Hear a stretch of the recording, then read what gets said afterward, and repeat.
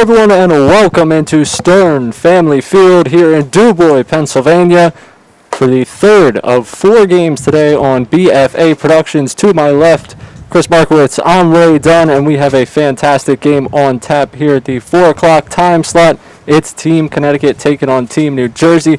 Welcome back to all of you that tuned into Team Connecticut this morning. They played Massachusetts, came out on the short side of that one, 7-3. Plenty in that game, and playing our game just now.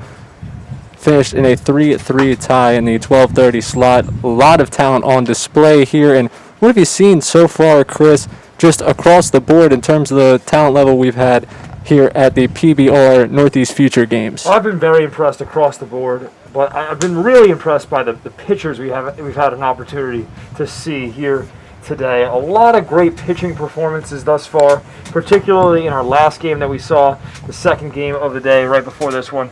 Connecticut not playing in that one, obviously, but you know we've seen some good pitching performances. I'd like to see that continued here today with some solid pace of play in this third game.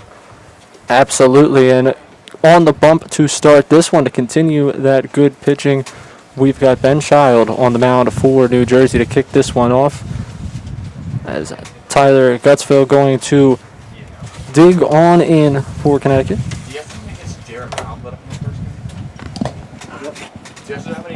Gutsville going to get that first one in for a strike. The 0-1 count as he digs in on that left side. Found that one well into the seats along the left field side.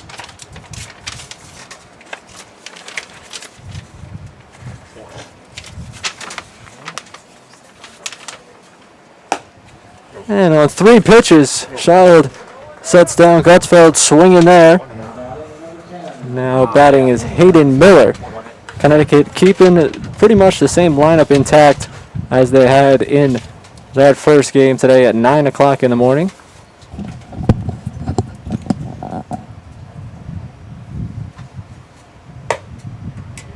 Miller takes that one high and in.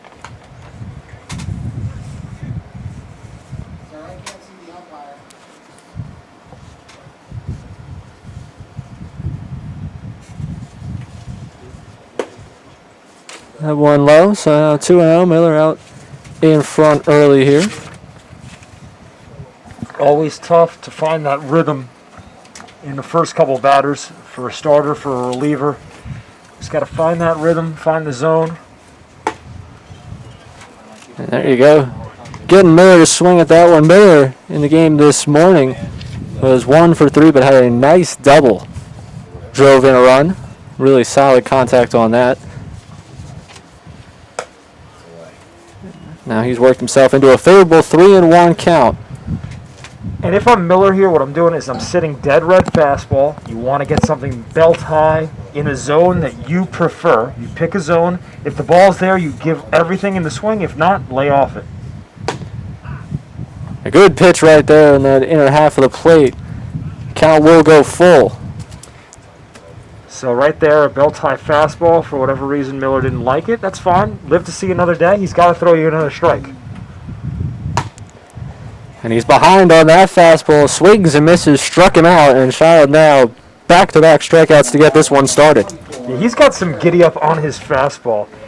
It's got that late burst, and that's the thing with a fastball. Everyone thinks it's the velocity. It's not just the miles per hour. It's the spin rate, and it's that giddy-up. How long does it hold that position in the zone? Garrett Burke to bat, and there's a strike in there to start this one.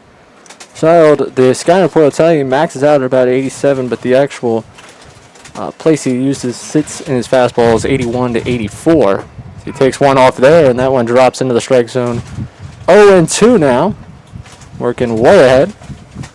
He's got great pace, good command of his pitches early on, really in a rhythm. And that one is off the side. Child thought that was it. He was ready to walk off the mound just outside. Yeah, he's humming right now. He is in a good flow on the mound. I wouldn't be surprised if he bends one off here for strike 3. Tried to take something off it, didn't quite have the control of it, into the other's batter's box. Count even to 2.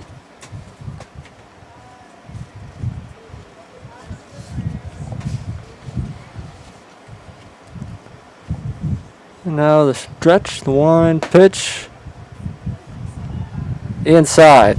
So what was 0-2 is now 3-2. And that's another look, Ian, on the hands the child wanted to call. Had a chance to talk with the umpire before the game about being behind second base. It's a lot tougher for umps back there. And he gets him swinging at that one, chasing on the outside pitch right there. 3 up, 3 struck out for Child. No runs and no hits and nobody left. We're still not up at 0 as we head to the bottom of the first.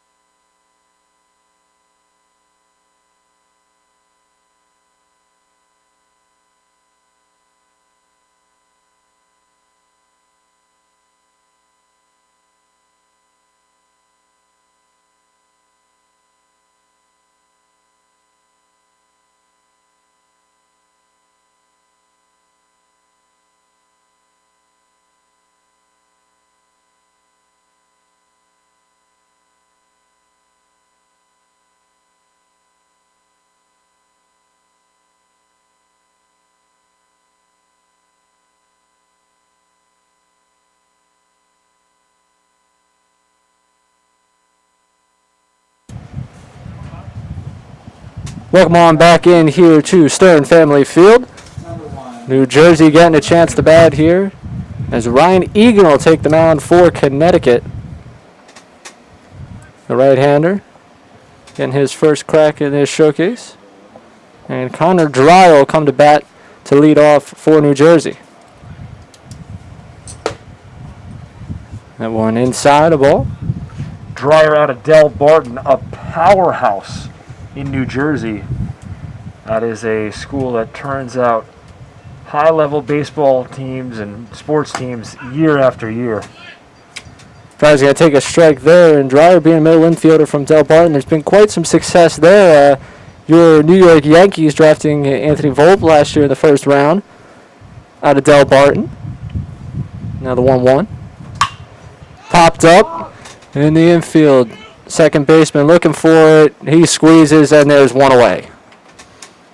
Yeah, Del Barton, a powerhouse. I grew up in Elizabeth, New Jersey, played baseball in high school for Elizabeth, and Del Barton was always one of those programs on our radar. We tried to, always bring our best effort against them as one of the better prep schools that you're going to find, not just in the state of New Jersey, but probably in the country for the sport of baseball. Excuse me. First pitch here, Nick Ferry, in there for a strike. I'm curious, what was the record for your career against Del Barton? I honestly couldn't tell you. I don't think we won many games, though. And the 0-1 here to Ferry. And Nick Ferry had 100 in Central. I really don't want to reminisce on losing a state game on a walk-off home run to 100 in Central. So we don't have to go there. But 100 in Central also a great program out of Northwest New Jersey. Ferry swinging through a breaking ball there. And that's a strikeout. So 2 away now, working well there. Ryan Egan getting that breaking ball in there. Yeah, nice little bender. Catches him off guard after mixing in the fastball well early on in the count. In steps Fisher. Another kid out of 100 in Central. Why do I feel like this game's turning into the ghosts of Chris's baseball past here in terms of programs? I've left it in the past. That's years ago. Years ago, my friend. He's not still hurt by a walk-off home run. I didn't give up the home run. Ball up and in there to Fisher. Well, 2-0 in the count. That pitch getting in there about 85 miles per hour.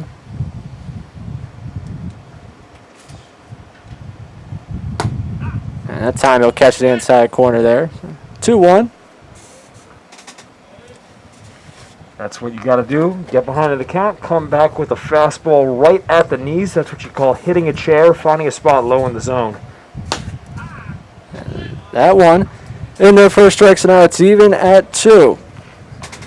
Now, he's got a lot of confidence on the mound, does Egan. I wouldn't be surprised if he breaks off the bender with a 2-2 count. Got to keep the hitter off guard here. And we shall see as he kicks, fires, and gets him looking. Strike 3. Both pitchers, 3 up, 3 down. So no hits, no runs, nobody left. We're done 1. We'll be back for the top of the second.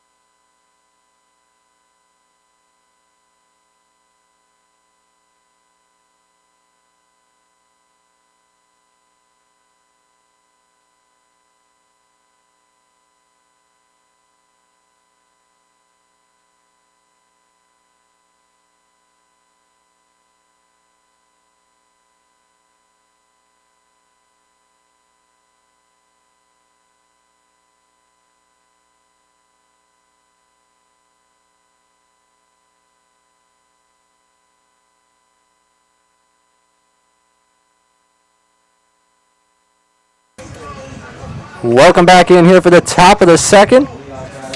Connecticut getting their second turn at. Anthony Tereso going to lead it off for them. 3 strikeouts. Struck out the side to start this game. Ben Child doing some good work there in the first inning. Get them all swinging as well. A chance to dig in and see what he can do in his second inning of work. That one misses on the plate. Yeah, Child spiked that one a bit, but I really like how he can reach back. He's got great flexibility in his delivery. That one just unsure. Trace, I didn't know what he was looking at there. Nice deceptive pitch there from Child. Evens the count at 1.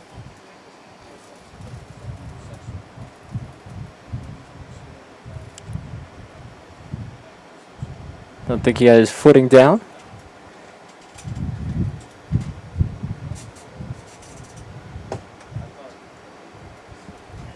And that one's off the plate, but there was some great movement to that breaking ball right there.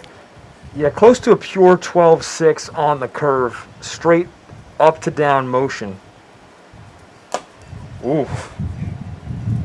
Gotta give Tereso credit there. I don't think I'm sticking in that long on a pitch that high and in. Well, he's saying it clipped him. I'm pretty sure it did. And he couldn't believe he didn't get the initial call, but he'll stroll down to first on the delayed hit by pitch. Well, because I think we talked about it in one of the earlier games about Pimpin getting hit by a pitch right there. That pitch came in hard on the up and in to him, and he was still able to just kind of shrug it off. What is it that Child tops out at? Charlotte tops out, I believe, at 87. Wow. Tries to go back to where there to start this at bat. Well, it's off the plate, so it's 1-0 now. That pitch at 81, and a lot of his pitches so far have been in the low to mid 80s, but he's got a heavy, heavy fastball. This is T.J. Gormley. Found this one back. Yeah, Gormley had an offer in his first game today. Ended up 0 for 3 with a fly out and a ground out and a pop out, excuse me. So it was the triple crown of ways to get out by making contact. Another good breaking ball off the plate, so 2-1. You know, I believe it was Ty Cobb, or maybe it was Pete Rose, who had a saying that you want to try to leave a ball game with 2 hits. I just wanted to leave a ball game without striking out. That was my goal. And he rips this one into a hole in the right field. Moving the runners up, first and second out on the base hit from Gormley. Yeah, nice contact there from Gormley, but kind of on that thought, you know what I'm saying? Like, I just want to put the ball in play. If a fielder's going to get me out, he'll get me out, but I did not want to strike out as a hitter. That was always my approach, limit the amount of strikeouts. And so you could tell I'm the kind of hitter who would flourish in the modern major leagues, right? The first pitch here is up and in. Alex Marat coming to bat. But it is interesting the shift in baseball from the slap hitters to you want the boomer bust, power, strikeout. You know, it's sabermetrics coming in and having such a profound effect. It's the Moneyball evolution, and I understand a lot of it. I try to be between a baseball purist and a statistical guy. I grew up loving Moneyball, loved reading the baseball almanac and reading guys' stats and their advanced metrics, but at the end of the day, playoff baseball is a different animal. What's the saying at the end of Moneyball? It's numbers can tell you a lot, but players win games, or something along the sad music when it tells you that they didn't win the World Series in the year. The sad reality of Moneyball, and it works for a regular season, but it's 162 games. You have a long year for the data to work. This one ripped into the hole. Another base hit. Hold up there at third. Now the bases are juiced. David McCann coming to bat. Yeah, that's a nice piece of hitting. Keeping the hands back, getting a fastball down and in. This is about knee high, but you just got to turn on a pitch like that, get the barrel out in front, and again, put the ball in play. Good things usually happen when you hit it hard on the ground somewhere. Rod's second hit of the day. Had one earlier. And now David McCann. Catching prospect up to bat. That ball is outside, so it'll go up 1-0. McCann's got a stellar arm behind the plate, and he could block. He's got the ability to get down and keep pitchers in front of him. He was fun to watch defensively in the first game here today. Trying a breaking ball. Lost the grip of that one. Now 2-0, and time will be called. Catcher going to go out there and chat it over with him. Well, this is a good decision, too, by the catcher for New Jersey. You know, anytime you see your pitcher give up or surrender 3 consecutive base runners, you want to just slow things down. He's behind on the count 2-0. A base hit right here could break things open, so you just want to make sure he can gather himself, take a deep breath, and find the rhythm that he likes to pitch in. And now the stretch, the pitch on the outside corner. We'll get that one. 2-1. Kyle Pollock behind the plate for New Jersey. And the 2-1 offering is swung on and missed. Great spot there. It looked like he took a little bit off from a 4-seam to a 2-seam fastball, so it tailed a little bit more away from McCann, but it was in the exact same spot as the pitch that he set it up with. And he gets him swinging there. Way to bear down there by Child. Gets McCann on strike, swinging at that one, and now 1 out, bases still loaded. Michael Anculari coming to bat. And again, it looked like a variation between a 4-seam and 2-seam fastball, the way that those spun off his fingers. Similar velocities. Swing and a miss there by Anculari. So I was saying similar velocities, but a slight different angle in the way the ball spins, as you can see it on the TrackMan. He's really trying to get that breaking ball going. He just can't seem to get the grip of it the past couple batters. Yeah, and that one got away from him. You could tell by the velocity. Under 60 miles an hour, and it was just a straight up and down spin. Kind of lucky it didn't land in the strike zone. That's a hit me please pitch.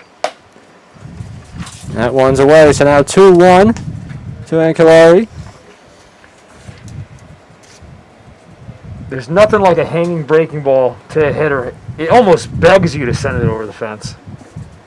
Or for those of us with realistic expectations, into a gap. Hey man, I've never been known for being realistic. It's killed me a lot, but you know, you gotta swing out of your shoes every once in a while. Well, favorable count here for Anculari. The 3-1 pitch to him is off the plate. He'll walk, drive in a run there. And they're walking around the bases. Yeah, this is tough. A tough inning.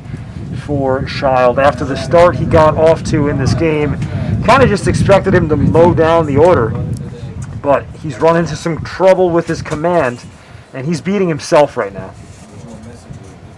John Heitzman up. Takes that one for a strike on the outside corner. You got a question, seeing that all four of his outs have come out from strikeouts. Is he trying to do too much on the mound, not pitching to contact, not pitching to his defense? It's always tough when you get runners on in a jam like this. You know, you start to, psychologically, you don't want that hard hit ground ball in the gap because that means 2 runs, right? But to your point, you still have to trust your defense to be able to make a play. You're a ground ball away from getting out of this inning with a double play. And now the 0-2, kicks, fires, breaking ball up and away. Tried to sneak that one into the zone. And again, with that breaking ball up in the zone, getting lucky kind of that it's staying out of the zone there. He's missing high. You don't want to hang those. So good hitters like this, they're going to make you pay for hanging breaking balls. And the 1-2. Inside, so now we're even. Now, I like the spot he went to, tried to fool him. After the breaking ball, followed up with a fastball down and in. It's hard to, as a hitter, accelerate your bat if you're sitting breaking ball. Just missed a spot on the inside. And this one grounded. That's going to get through a base hit. 1 run's going to score, rounding third, but quickly turning around back towards third. Now that's going to bring home Gormley. Murat sticking over there at third, and it's an RBI single for Heitzman. That's a great piece of hitting by Heitzman because what he did was keep his hands back, just got enough of it to send it on the ground to a hole. Great piece of 2-strike discipline. Find something you can put into a gap. Got just enough for the RBI. Now Jared Munoz going to look at a strike to start his at-bat. 2-0 Connecticut. Still only 1 out here in this inning. Good block right there. Pollock getting up and at that. Munoz had a single in the opening game today in the 9th inning. Went 1 for 3 with 2 groundouts in those other 2 at-bats. 1-1 pitch. Low again, so 2-1.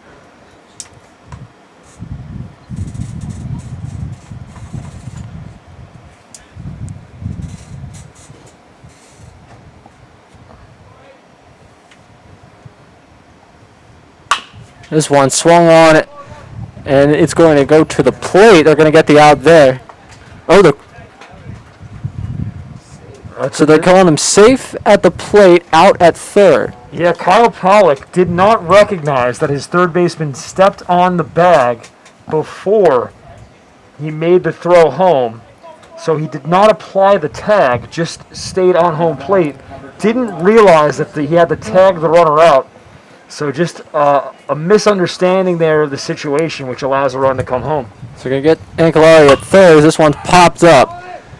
Popped out towards first base. Now he's going to make the catch over there at first base and wrap up the inning, but not before Connecticut scores 3 runs. They get 3 runs on 3 hits.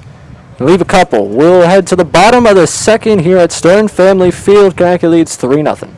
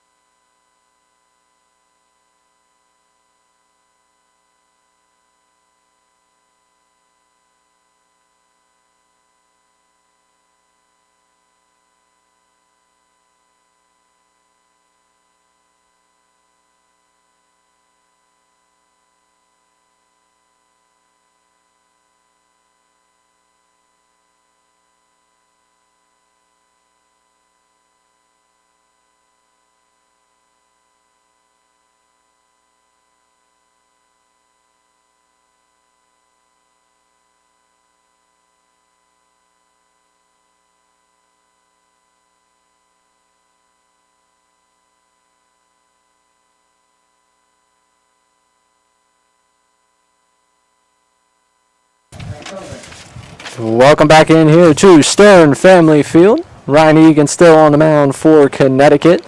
And leading off this inning is Jack Frankovich for New Jersey. Find themselves trailing 3-0 after a big top of the second for Connecticut. He's going to take the first pitch for a ball, 1-0 out of him.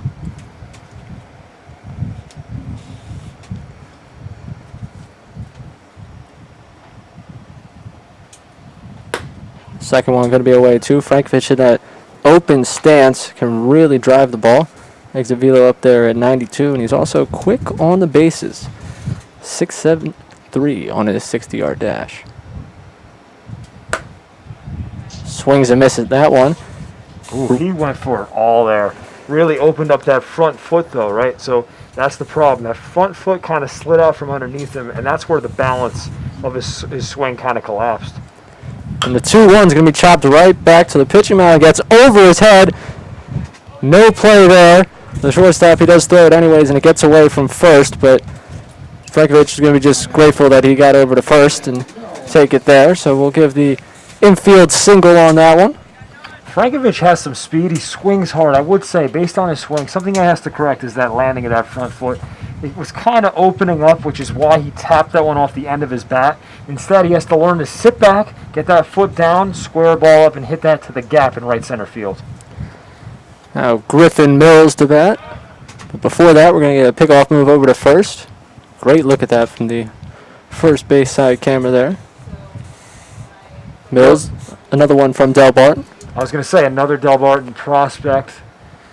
I believe he's one of two on this roster. Excuse me, 3 Del Barton on this roster. Egan going over there to first once again. Before Mills sees a pitch, 2 pickoffs. And keeping a close eye over there, Frankovich.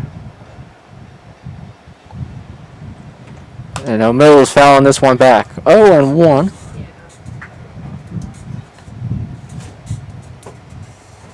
That one coming in at 84.2 miles per hour.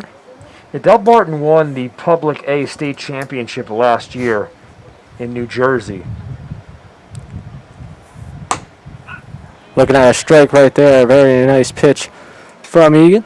And this was a year for them. You know, they've had a lot of great years over the last couple decades, but this is a year they were expecting to do something similar. Obviously, a lot of programs hurt by COVID and the pandemic, not having a chance to have their senior seasons.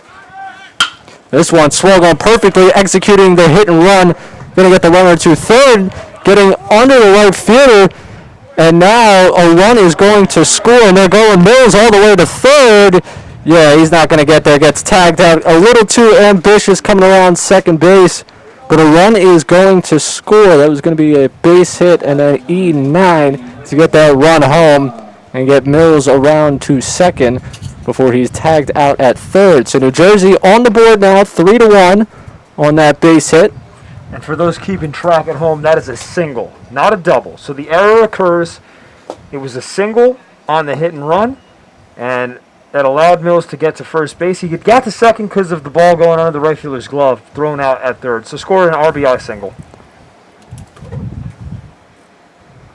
And now Lorenzo Miola taking that one outside. Now 2-0. Miola from Watchung Hills, which is almost a straight shot out east on Route 80 from here. He's going to foul this one. Nearly getting there, working the camera over there in that third base coaching box.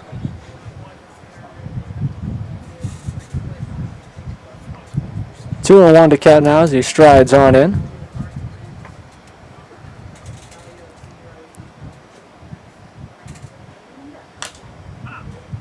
Tap that one foul.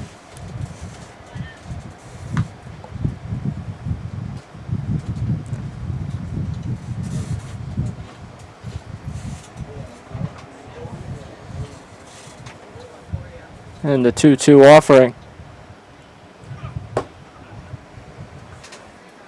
Working it full here. So, much like his counterpart, Ben Child, Ryan Egan, after a pretty quick and impressive first inning. Getting to bear down here. He's going to have this one fouled back and hit off the pole. So it rolled all the way back out. Again, the angles these balls are taking here today. Yeah, very confusing given the setup behind home plate with that screen right at the batter's back. You missed it while you were gone between games. They were showing how they set up that screen. They took it down, set up the screen. Fascinating. Absolutely fascinating work. Full count offering is off the plate, so that'll be a walk there for Miola. What's a better architectural feat, the screen behind home plate or Roman engineering? I think aqueducts are up there. I don't know, man. It's got to be the screen. I once wrote a middle school 8th grade research paper on Roman architecture. I did a full 4 pages on the beauty of the aqueduct. So, for anyone out there who's an engineering nerd, that's for you. And now we're going to have a throw behind here, safe over there at first base. Miola getting a little aggressive on that secondary lead. Yeah, he got lucky that throw was just a bit too late to get him. Had too much of a lead. Anthony Terrasso not scared to test out the arm. Michael Woolley at bat. And now the focus being turned to Miola.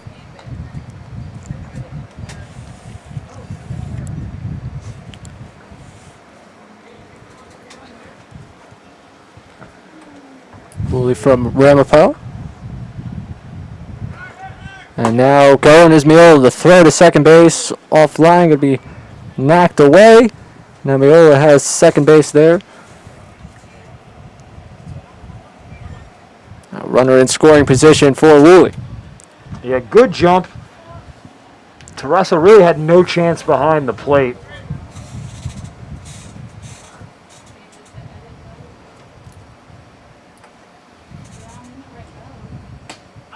I one in there for a strike, so now Egan goes ahead 1-2. It is so fascinating, though, how much base running changes the game for a pitcher, right? And that is something you don't really factor in when you see guys' velocities and you see their spin rate. All that stuff is great.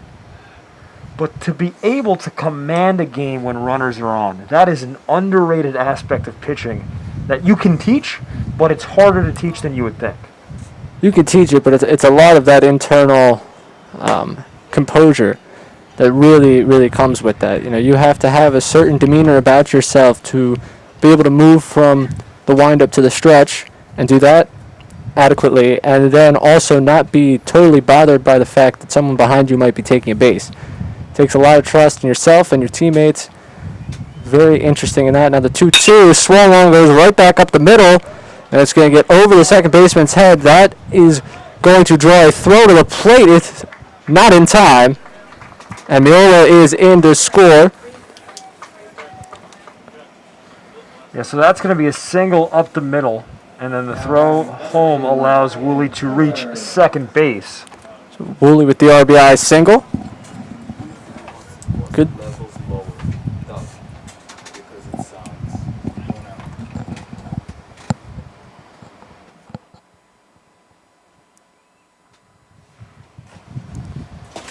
Ryan Taylor up to bat, takes the first pitch for a ball. Taylor, a very fast kid. 4.38, 60-yard. 4.38, you can't be reading that right. Excuse me, 6.38. I was going to say.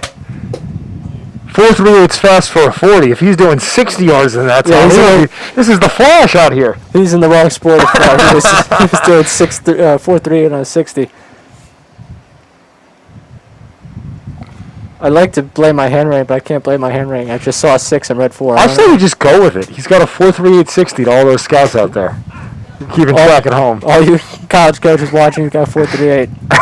we are Ryan Taylor's biggest advocates. 6.38 though for his age level. That is high. That is high level. That is moving.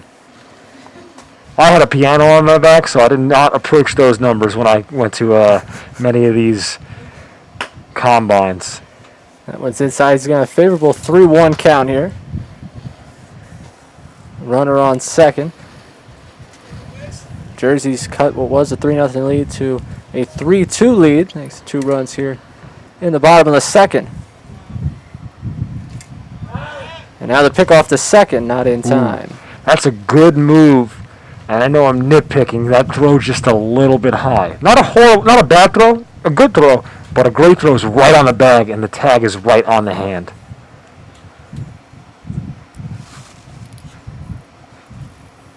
The 3-1 fouled away. Now we'll go full. And again, now back to that point, Harder's back to it. Notice how the game has slowed down so much with the runner on for Egan. Some guys just like working quickly. They feel more comfortable that way. Egan has to slow everything down with the runner on. And throw again. It's that same move. The good move. He's just going up top with it, like you mentioned. Yeah, I would say that too. Doesn't look like his go-to move. Doesn't look like his get the guy out at second move. Just trying to keep him honest, mix in different looks. And a 3-2 pitch. Swung on, driven to second. Nice contact there, but they're going to fire that one to get him out. Move the runner over to third. So Ryan Taylor thrown out for 3 on the putout. Great pitch by Egan. Keep it down in the zone. Understand that if the batter makes contact, it's most likely going to be pounded to the middle of the infield. You got the middle infielders back. Trust your defense. That's exactly what you got to do to get to the next batter. The next batter is Josiah Brown. That one's going to be on the outside corner for a strike.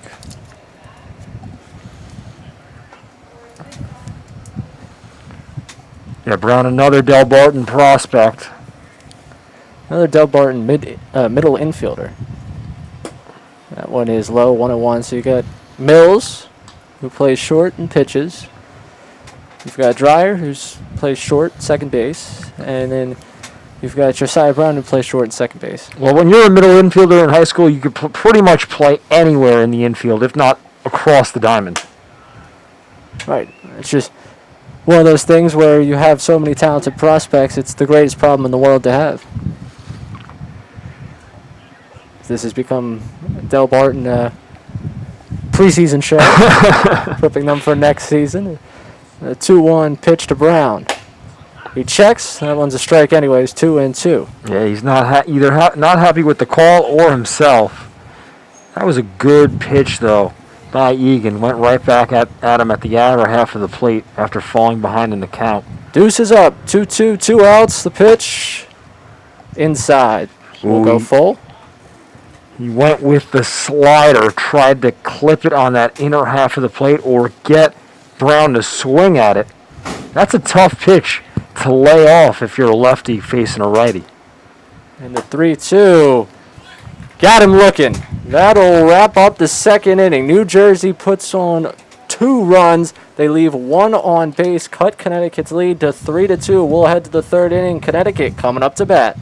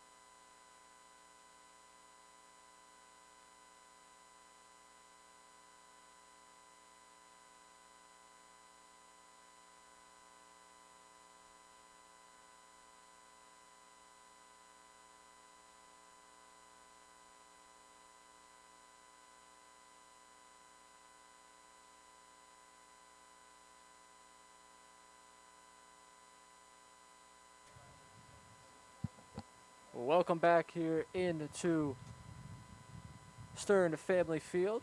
Ben Child on the mound, starting his third inning of work, and this one driven to right field. That one's getting into the corner. Gorman on his way to second. pulls up with a double. And that's one way to get this started for Connecticut. Gorman comes out sitting dead red. Goes into this at bat, waiting for a fastball, gets it on the first pitch, does not hesitate, ropes it right down the line, and that's how you get a rally started. An extra base knock, set your teammate up with you in scoring position. This can either be a bunt or a simple ground ball to the right side of the infield. And Michael Coyne swinging and missing at the first pitch. Now, obviously, in a showcase situation, not expecting much of a chance for a bunt here. Breaking ball, just lost control of that one. But I will say, if you're Coyne, you're trying to find something on the outer half of the plate. This is situational hitting. You hit a ground ball to second base, even if you ground out, you move that runner 90 feet closer to scoring. A sac fly brings him in. I mean, just looking at the hole they're giving him on the right side of the infield, you got to imagine if he gets something off the plate, just poking it the other way results in a hit. If you hit it soft enough, might result in an RBI single. And he gets a strike called there on him. And that's a tough call. Off-speed pitch barreling down towards the knees. From behind the pitcher's mound, the umpire really unfamiliar with where the ball is crossing the plane of the plate. Child wanted to keep him close at second base. No play on. Now Coyne digging in. 1-2 pitch. And that one's low, so 2-2 now. And now that it's 2 strikes, again, you got to protect here, so you can't be picky. But this is where keeping your hands inside the ball, when you practice that in the batting cage, really comes into play here. This is what Derek Jeter was so good at throughout his career. Fouls this one back. The elite hitters in the game have the ability to go to the opposite field regardless of the situation, regardless of what part of the plate the ball is pitched to. And if you could develop that at a young age, it makes you a threat at any level. And he takes that one called. Strike 3. Get him for the first out of the inning. Child painting the zone with that one. And now Gorman still on second base as they flip over the order. Tyler Gutsfeld coming to bat. Yeah, and Gutsfeld was fan swinging in his first at bat. But it's a second opportunity to see Child, and that always helps, seeing a guy a second time around that you're not familiar with. And the 1-0. Outside, now 2-0.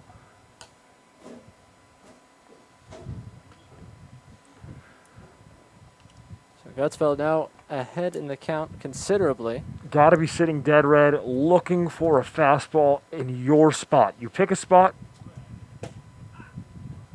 If it's not there, you'd lay off it. Who cares if it's a strike? He's got to throw you 2 more of those.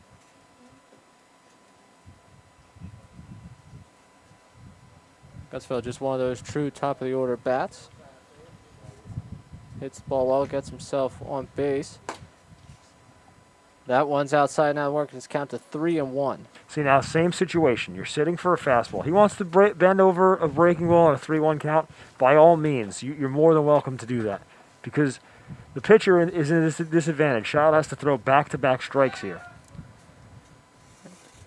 Pickoff attempt goes a little bit awry. Gorman, though, perfectly content there at second base. That one's backed up. Yeah, good hustle there by Lorenzo Miola, preventing that ball from trickling at a slow pace into the outfield and allowing the runner to advance to third base. 3-1 pitch, swung on and taken into right field. That'll be a base hit. That one's going to be cut off at first base. And now runners at the corners. Hayden Miller coming to bat. So Gutsfeld got the pitch he wanted, found a ball down and in, which to lefties typically is a sweet spot. Looked a little bit low, but he went down to get it. Knew he could just flip it and serve it out into right field for a base knock. Obviously, the outfield very shallow here at Stern Family Field, so with the outfield being in, it's a tough situation to to create the run off the RBI because it's such a short throw from the outfield, but nonetheless keeps the rally going. Ben Child there going for the pickoff over at first. The throw a little bit wide. Good job by the first baseman to snag that. And Gutzfeld took off on that pitch. But foul back there by Miller, so he'll have to return. His good jump goes to waste. Yeah, looks like the hit and run was on. I think Miller was trying to get on top of that ball, chop it to the right side of the infield, but he was a bit too eager. That's kind of why he fouled it straight back up underneath it, trying to level his swing down. So now 0-1 to him. Swing and a miss. Gutzfeld to second, and they're going to get him. Ooh. Oh, no, they dropped it on the tag. At first, the signal was out. Now the signal is safe. He'll be in there at second base. Lucky. A great throw down there to second base, Kyle Pollock. I'm surprised that the runner from third, Gorman, did not break. Then again, he's not the most fleet of foot from what I've seen, but nonetheless, the throw goes down, ball pops out. A swing and a miss. He'll get him on the breaking ball, so now 2 outs as Miller goes down on strikes. Yeah, that's a tough at bat for Miller. Looked like he had the hit and run for the 0-0 and the 0-1. Fell off a pitch. That was a curve. He saw 3 curveballs. That's a tough at bat for a hitter. Didn't even see a fastball. Garrett Burke now fouling that one back. Got me to flinch a little bit, not going to lie. As a hitter at this level, it's so discouraging to get behind in the count to a pitcher who hasn't thrown a fastball yet. So when a guy can consistently throw benders for strikes, it just frustrates you because you want to see something straight. Just missed the outside corner. Even up the count at 1. Burke struck out swinging in his first at-bat. That one similar spot, but gets the outside corner this time. Yeah, Burke wasn't too pleased with the call. Looked to be a little bit off the outer half of the plate, but... And a swing and a miss on the breaking ball. Gets him on strikes. Gets out of a tough situation. Second and third with 1 out. Pitches his way out of it. Connecticut going to leave 2 on base. And we'll head to the bottom of the third with Connecticut leading 3-2.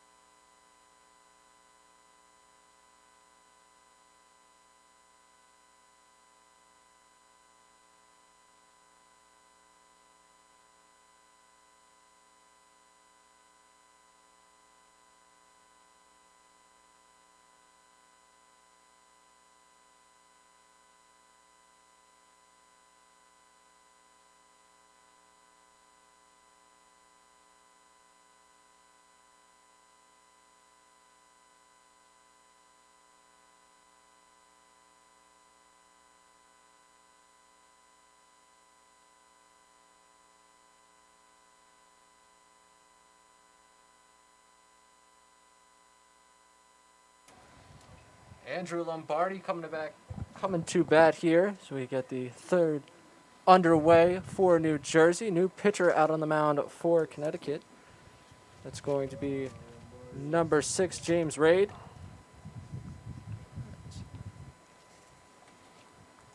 He kicks and fires to start his day. Ball 1-0, and the final line for Ryan Egan. 2 innings pitched, 3 hits allowed, 2 earned, 3 strikeouts, and a walk.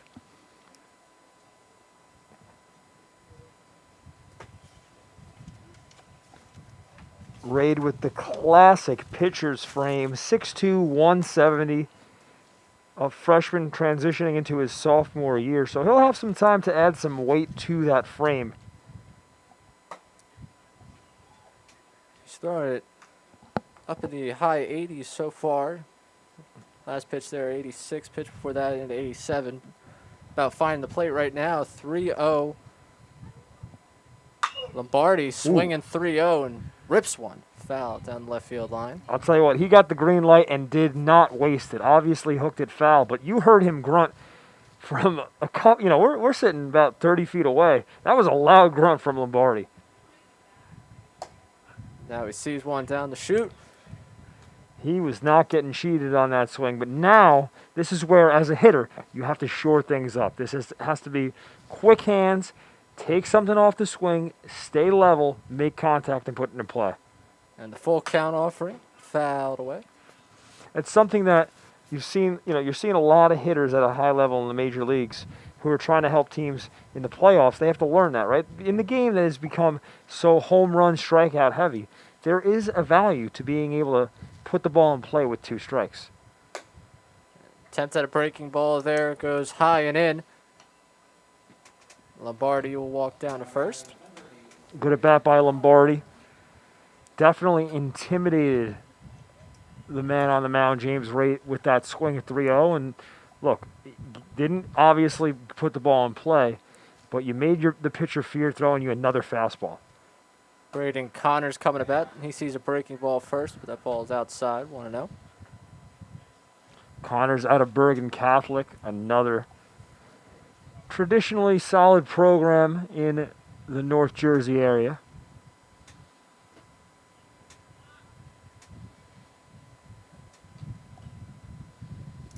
Connors down 2-0 already here. Fall behind his first 2 hitters. Excuse me, not Connors. Connors up at bat. Reid fall behind 2-0. Gets that one on the outside corner, 2-1. Yeah, went back to the fastball. 87 miles an hour, cheese at the knees. What's interesting about his fastball, though, it doesn't feel as heavy as some of the guys here who are older, who throw even a little bit slower velocity-wise. Just not that heavy spin rate on the 4-seamer. That one is low and away. Good count here for Connors, do some damage. That clocked in at 86.6. Sneaky fast on the fastball.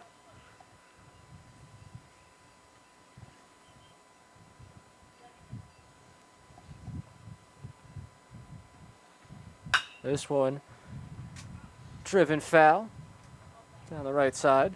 I'd like to see the spin rate, though, because the thing with a fastball from a guy like Reid, it comes in and it looks relatively straight. It doesn't look like there's too much run on it. And at most levels, good hitters, even if it's coming in at 90, 95, if it's straight, they're going to make contact with it. It's more important to have some run. This one driven into right field, a base hit. Connors will jog on down to first. First and second now as Lombardi moves up. And with nobody out, New Jersey's got something cooking. And I know that's kind of the cliche as to finish up on the thought about fastball movement, but Mariano Rivera had a pretty solid 18-year career as a closer, and I don't think he threw more than 1 pitch. So, if you can mix in location with late break, and you've got 1 or 2 pitches that move late, and you could spot them, that's how you have success as a pitcher. Velocity is great. If you can throw hard, that's awesome. But so much of pitching is spots, movement, getting guys off timing, understanding the count as well. Just the ins and outs of being a great pitcher is something that you have to dedicate yourself to. It's an art. It really is. The art of pitching. I would read that from you. Well, unfortunately, I don't have years of major league experience, so I can't be the one to write that one. But Maybe I could hit up Greg Maddox and see if we could strike a deal with him. You write it. He tells you what to write. You're the wordsmith. He's the one with all the stories. I feel like it works out perfectly there. This one cut on and missed. 0-2 now. Robbie Carvelli up to bat. Another 100 Central kid. Behind 0-2, he's got 2 on. Takes that one up and in. Yeah, 86 right at the letters and on the inner half of the plate. That'll make Carvelli duck back a bit as he's standing pretty close to the plate. In the dirt, 2-2 now. That was always my strategy against pitchers who weren't as confident in their command. It was to stand as much on top of that plate as possible. I don't care how hard you throw. If you're not confident you could hit the zone, I'm going to make that strike zone seem smaller. That one inside, 3-2. For me, I grew up watching Chase Utley, so I like standing in on the plate because I thought it was really cool to get points.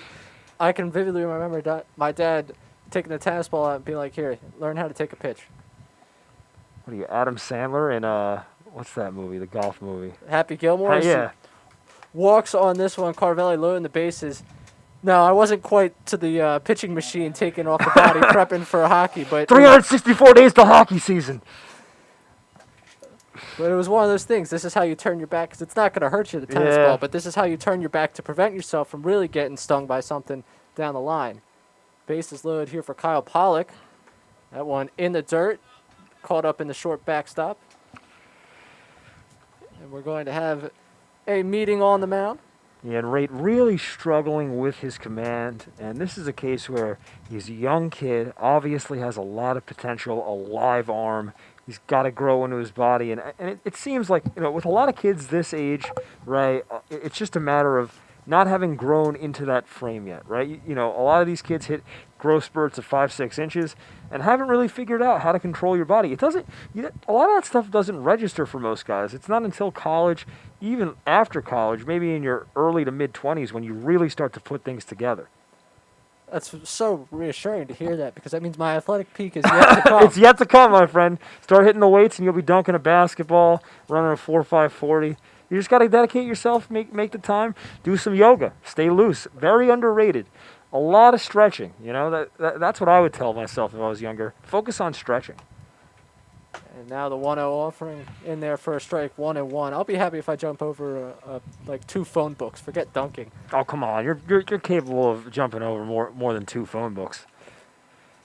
As you can see, Chris has just met me today. That one in there for a strike, 1-2. You got to have outrageous expectations for yourself in this life. That's how you get stuff done. You don't tell anybody about those outrageous expectations. That's my philosophy.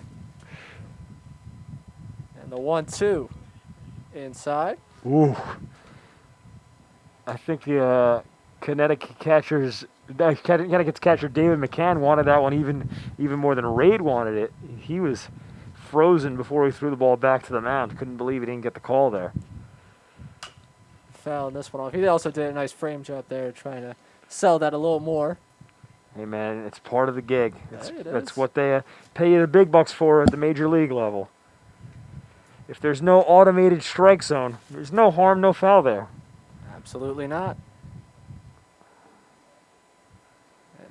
2-2 pitch. Swing and a miss on that one. He got him. 1 away now. Rate getting Pollock to swing and miss at that one. Yeah, that's a great location on the fastball. Cheese at the knees, hit an 87-mile-an-hour corner. Got him to swing right through it. A big first out in the inning. Cooper Athey up to bat. A look at a pitch outside. Athey out of Notre Dame, one of the more prestigious schools in New Jersey. Swings and misses at that one. Look how open that stance is as he gets going. He went for it all on that swing, let me tell you. Really tried to put a jolt into that one, but with a pitcher throwing 86 miles an hour, really don't have to put too much of a charge into it for it to go. That one in there for a strike. Good breaking ball there from Raid.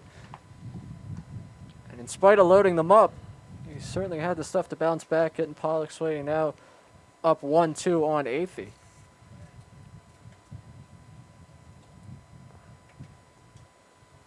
Short backstop helping there as that one's bouncing back quickly.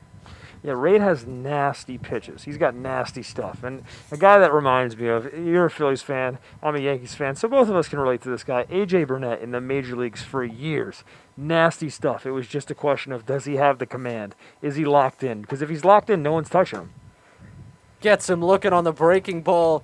Back-to-back strikeouts after loading them up. 2 outs now here in the bottom of the third as New Jersey going to flip the lineup over to Connor Dreyer. So good composure here by Raid. Starts the inning by walking the bases loaded. Gets consecutive Ks. But here's the real challenge. The top of the order. Oof. Up for it on that first pitch, getting a strike in there on the breaking ball. That was filthy. Broke in a breaking ball. That pitch started out at the left shoulder of Dreyer and just drops in late for the strike.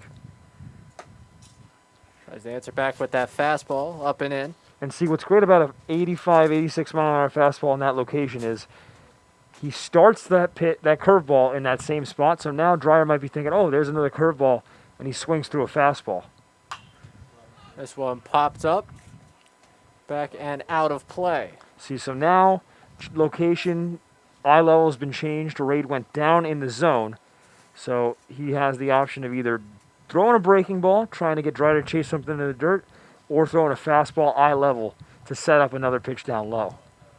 Well, the opportunity to get out of the bases loaded, Jim, is here. The 1-2 pitch, swing and a miss. He strikes out 3 straight New Jersey batters and gets himself out of this one. That'll wrap up the third. They leave him loaded. Connecticut still leading 3-2. We'll be back for the 4th inning.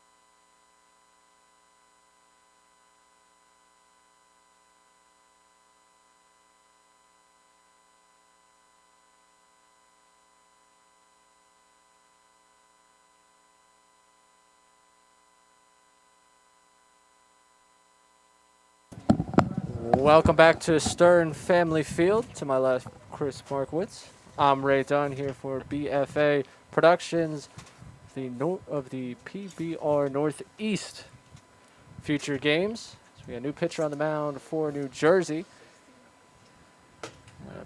Strike there for Zachary Konstanovsky.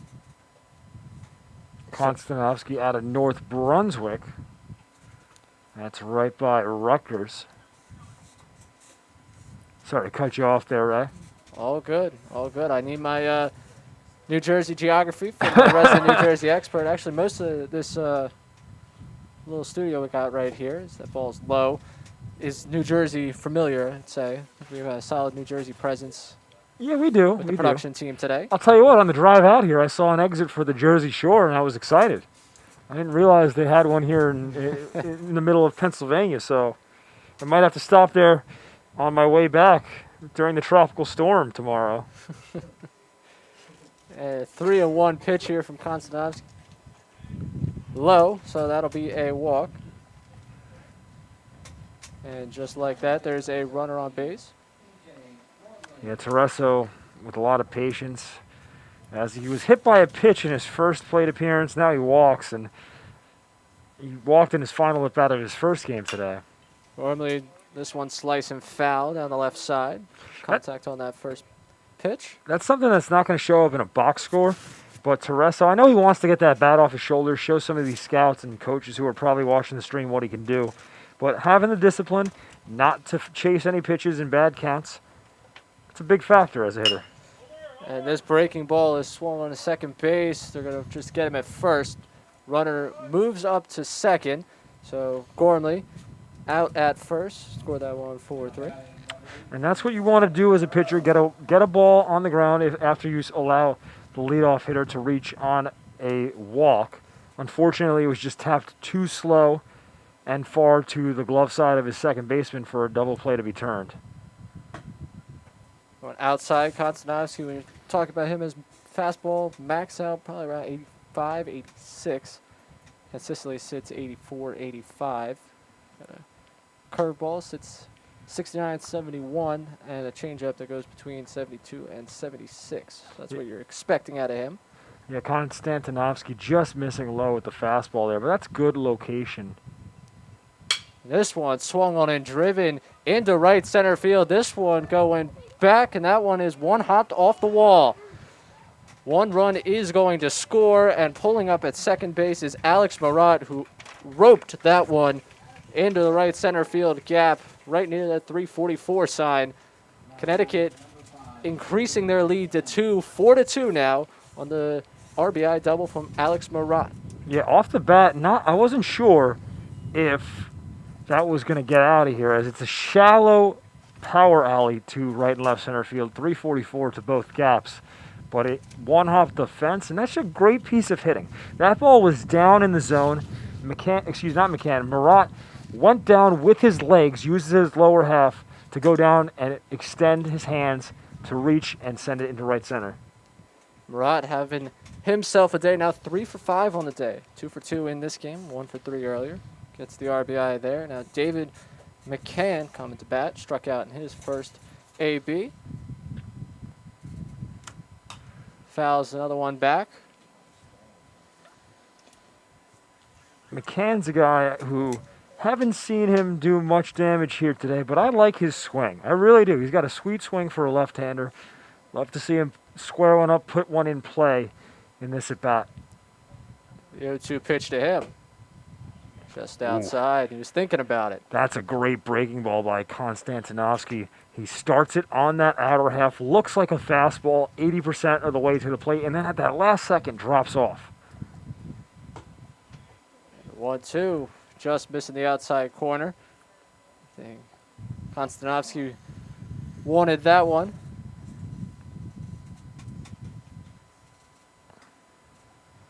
Looking back to second. Kicks, fires. Got him looking. He strikes out McCann looking. 2 outs now here in the 4th. Yeah, that's a perfect spot. Goes right at the knees with the fastball. Freezes him up. Michael Ancolari to the dish. Ooh. Breaking ball inside. Ancolari had the RBI walk in the second.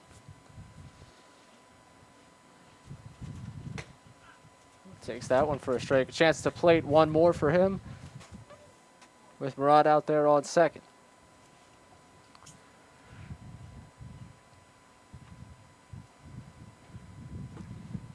Swings that one in the dirt. You can tell by the way he pulled that bat back right away. He wants that swing back.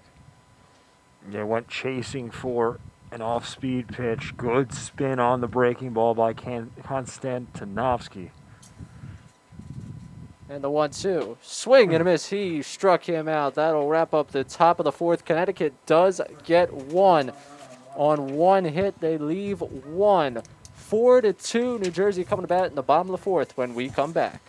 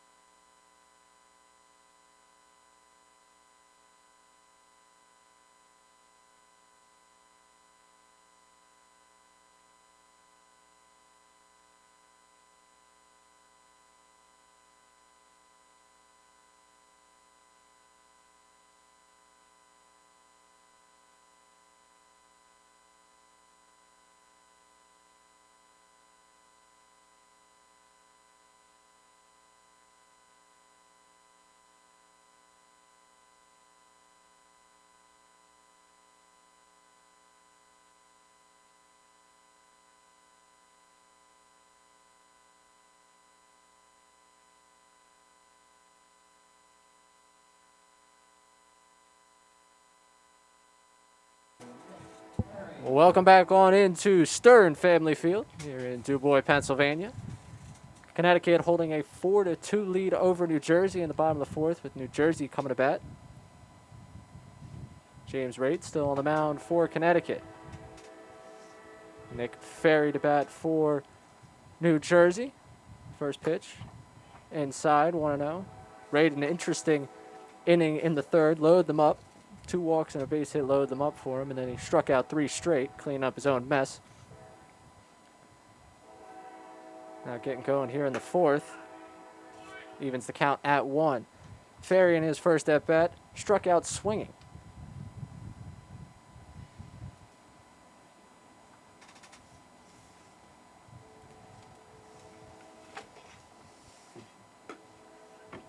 Attempted a breaking ball there, just couldn't get to break in on the plate the way he was looking. Almost 72 miles there on the gun.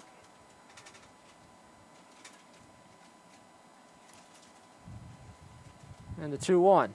Bounces in there, 3-1.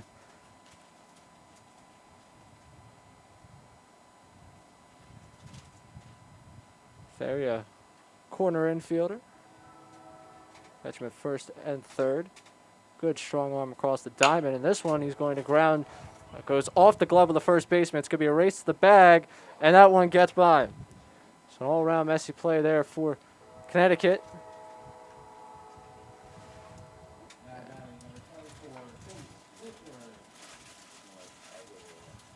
Ferry on base there with the error.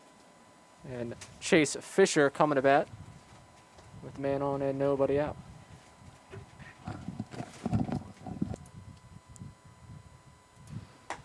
Breaking ball in there for strike 1. Fisher in his first at-bat struck out looking.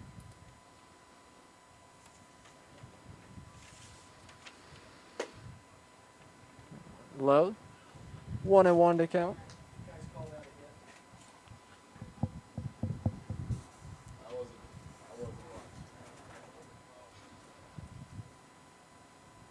Fisher with a slightly open stance, steps in. Ooh. Breaking ball froze him. That was filthy. Nasty late break. That one moved just under 12 inches. Left to right on, from where we're looking, I should say. This one swung into center field. Going to fall for a base knock. Nick Ferry getting into second base safely. So first and second now for Jack Frankovich. But a smart play by the center fielder for Connecticut. He put his hands up as if he was settling underneath the fly ball, which froze the runner for a split second. Didn't get him at the bag with the throw. But that is a smart deke. That, if you could do that, trick a runner, make him think that you're settling underneath it, and catch it on one hop and throw him out, that's high level stuff. Baseball IQ right there. The 0-1 pitch. Runners are going. The throw to third, offline, and here comes Ferry. He will score standing. The throw to third. No play there as Fisher gets into third, so a double steal turns into a run for New Jersey. They cut the lead in half, 4-3. Fisher now standing on third base with nobody out. It looked like Ferry saw something in the pitcher's delivery. Perhaps he picked up on Rate's move to second base, knew how many looks he was going to take until he went to the plate, which gave him the jump he had because he was moving before the ball was on its way to home plate. This will ground to first. It will score the run. Count the run there. Fisher going to score. Frankovich out on that one, 3 unassisted, but drives in the run. They give him an RBI. That's great situational hitting.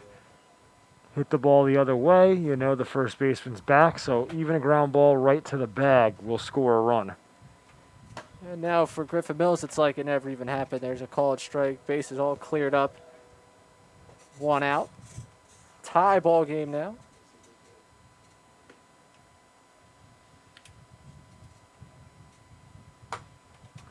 Breaking ball up and in. Yeah, it's got good snap to it, even high in the zone. And I know that's the danger zone. You never want to hang breaking balls. But he's got some great movement on his curve, does James Rate. This one driven to center field. Right at the center fielder. Mills is retired. Line out. Good contact on that. Driving that right through the zone, right back up the middle. Yeah, and anytime you line out to a center fielder or, let's assume there's a shift on and a middle infielder snags one right by the bag, that's always a good sign for a hitter. You want to get a hit every time, but you can't do much better than squaring one up, driving it dead center. That usually means that next at bat, you're probably going to either hit a double, find a gap, or for some guys, go yard.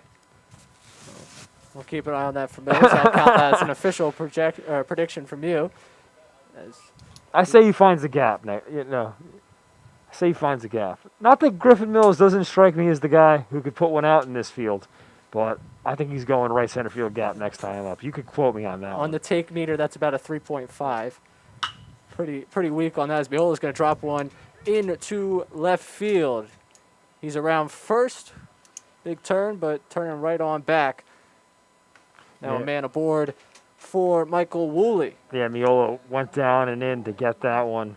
And listen, man, I know it's not a very hot take, but I'd rather be right than be controversial. For me, it's about understanding what this game is all about instead of just saying things to get people to listen.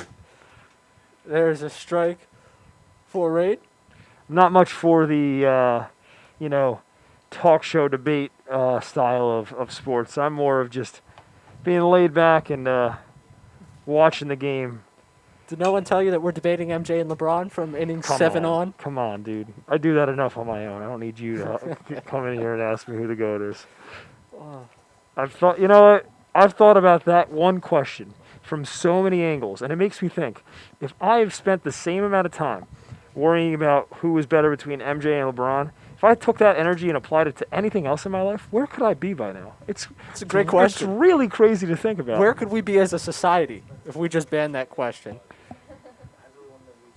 And the 1-2 pitch inside.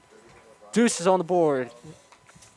So is the question, okay, so the question's what matters, right? Are we talking who's the greatest basketball player ever? Who plays the game of basketball like the best? Who has the most overall skill set?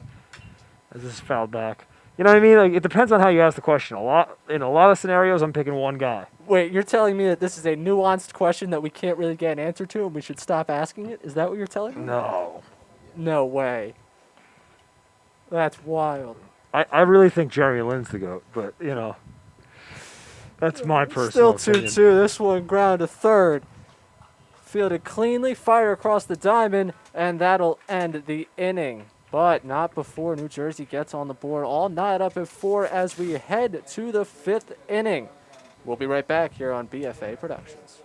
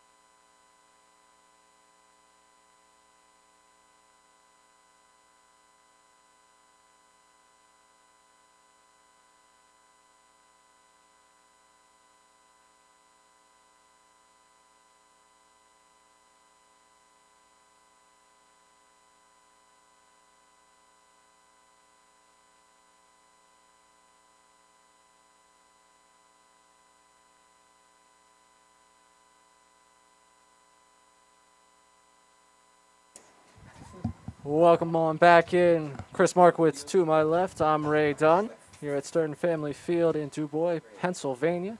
Connecticut starting off the 5th inning. John Heitzman to bat. That ball just outside, so 1-0. Yeah, Heitzman singled in his first at bat. Another one off the outside corner there, 2-0. Konstanovsky falling behind here to start the 5th.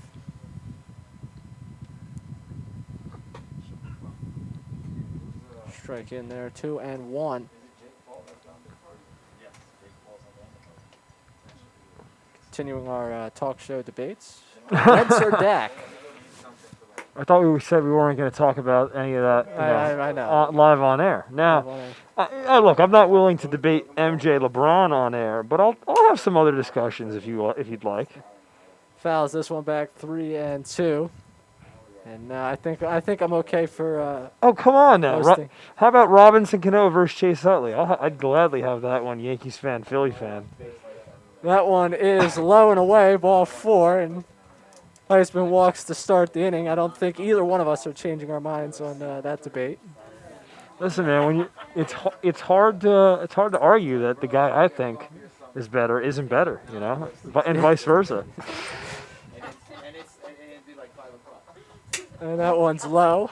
And if you tune in at 7:30 to the next game, I will be prepared for that entire debate. Listen, man, you're gonna get that debate handed to you. Believe me. I know that one like the back of my hand. And I'm a big Popped up down the right field line. Near the foul line, the first baseman makes a nice grab. Falling backwards a little bit near the line, so now 1 away. Yeah, give a lot of credit to Chase Fisher down the line. That's a tough angle, going straight back, having to hold a runner on, being able to hide your eyes from the glare of the sun. A tough play down the line. Preston Kuna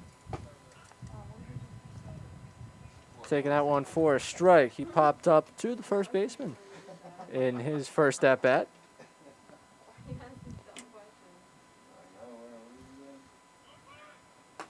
Runners going here, the throw to second, not in time.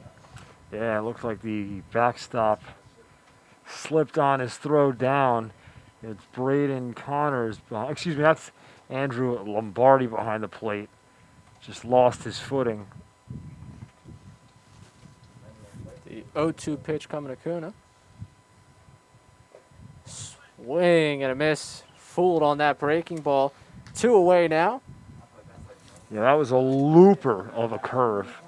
Just one of those Pitches that has a sweeping action. Looks like it's traveling to the middle of the zone, and then at the last second, it just falls off the table. Greg Gorman had that leadoff double to start the third in his last AB. Yeah, Gorman, good size, standing 6'4", weighing in at 217. That's a big fella for that age. Got ahead in the count, 2-0. Now the pickoff move is on to second. Oh, that's a good move. The throw is low. Probably nabs the runner at the bag.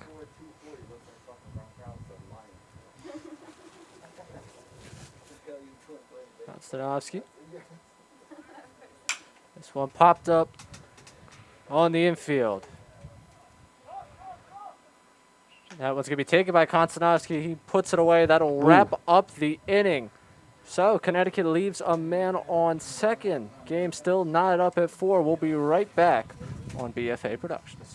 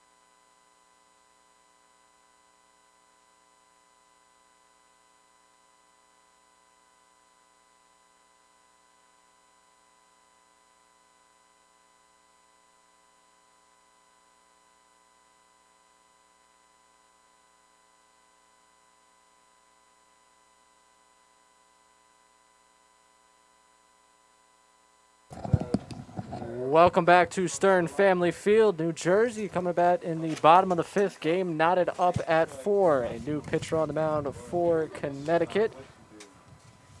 That would be number 19, Connor Johnston. Right-hander delivers. This one grounded foul down the right field line.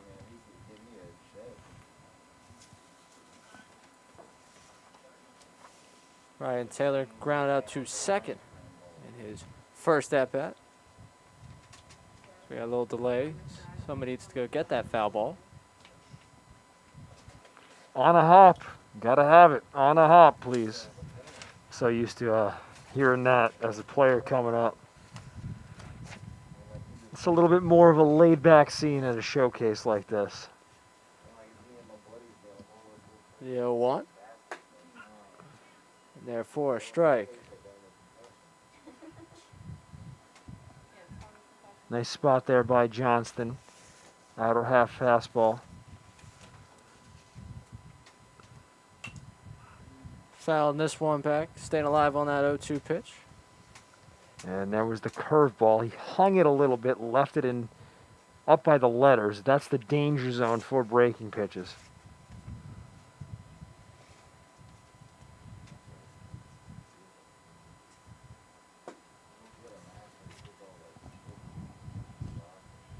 And working ahead of that first batter is so key, as Johnston has so far.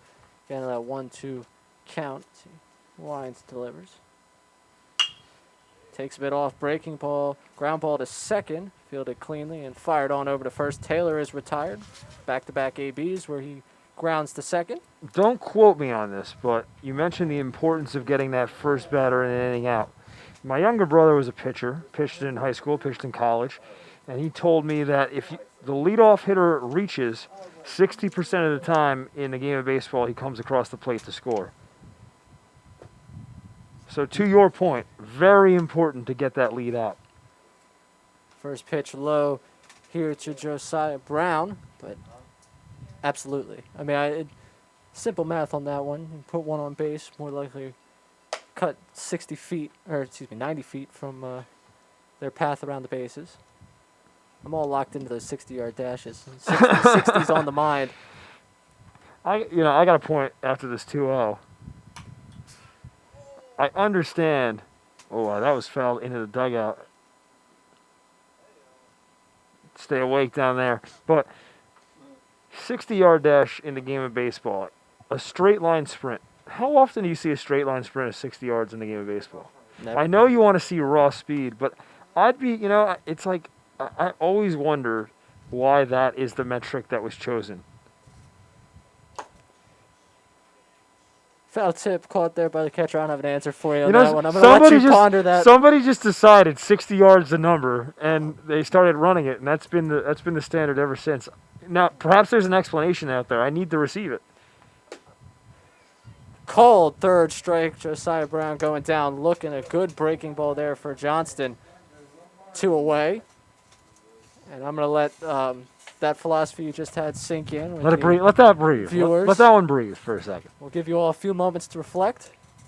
I'm just saying, 60 yards. It's 30 yards from home to first. Andrew Lombardi at the dish, taking the first one for a ball. I'm just trying to think how far the average distance between two outfielders is. If that would be 60, if that's what the reasoning for it is. Foul in this one back. I got to familiarize myself with the Pythagorean theorem to figure that one out. I was going to say Galaxy Brain. What is it? A Chris squared over here. A squared plus B squared equals C squared? That's what we learned back in the day, right? I took AP Stats, so I had to take a college math class. That was There you my go. plan. 8th grade math coming in to play here. 1-1. That's a strike. 1-2. I'll never forget doing the equation for it. 90 squared plus 90 squared equals whatever it is that if you take the square root is 127 point. Was it 27? I'll let you call this pitch. Oh, that's all right. That ball's low. 2-2. I'm off. It's like 127, and I used to know the decimal points from catcher down to second base, the distance. But let me do this real quick.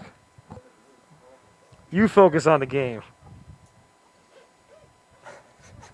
Johnston winds, kicks, fires. That ball is low. I got to find a square root calculator real quick. If you want to join the conversation, hashtag math with Markowitz. It's 127 point. I forget the exact number down to the bag. 3-2 now. Swung on, driven into left field, going back to the wall. Goodbye to that one. And that is a home run for Andrew Lombardi. That thing just kept on carrying over the fence, over the sign out there, Stern Family Field, and Lombardi has given New Jersey the lead. That was a towering shot by Lombardi. He got great extension on that one. Used his legs to reach down, extend through it. Send a big fly over the fence. The second home run we've seen today here on BFA Productions. Braden Connors coming to bat. And he lines this one into right center field, but that's caught by the center fielder. That'll wrap up the inning, but not before Andrew Lombardi takes one deep to left, giving New Jersey a 5-4 lead. 1 hit, 1 run, nobody left, 5-4 as we head to the 6th.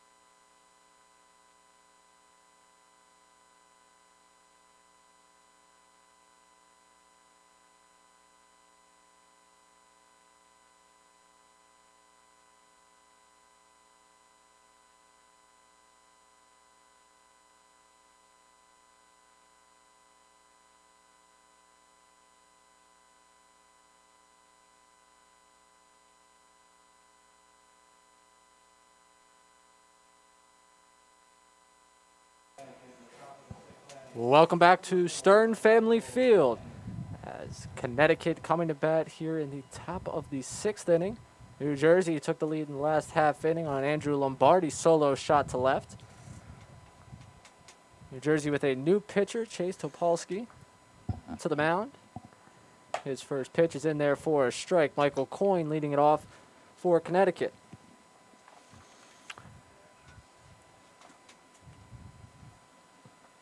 The 0-1. Low and away. Coyne struck out looking his first time to the dish. Topolsky coming into the game means that we have seen the last of Konstanovsky on the mound. This one line to first, caught, and there is now one away. Coyne getting that off the end of the bat. Nice snag down the line by Nick Ferry, using every inch of his 6'3" frame to make the grab. Back to Konstanovsky for a second. 2 innings pitched, 3 strikeouts, 2 walks, a hit, and an earned run. And Connecticut turning the lineup over. That one's flown to center. And there's now 2 away, so moving quickly here. Polsky, 2 outs, very, very fast.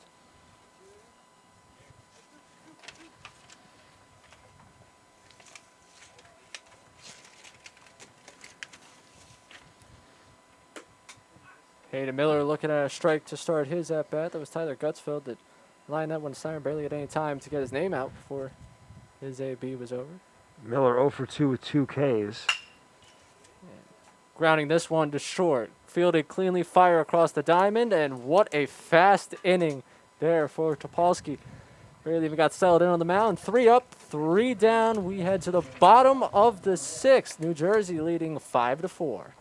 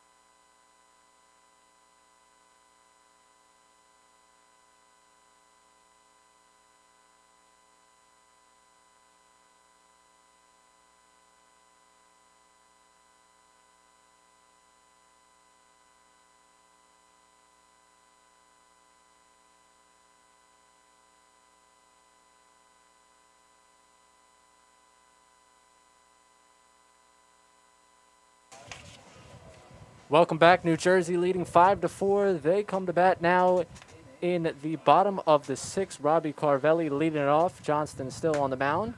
His first pitch of the inning is in for a strike. Carvelli walked his first time up.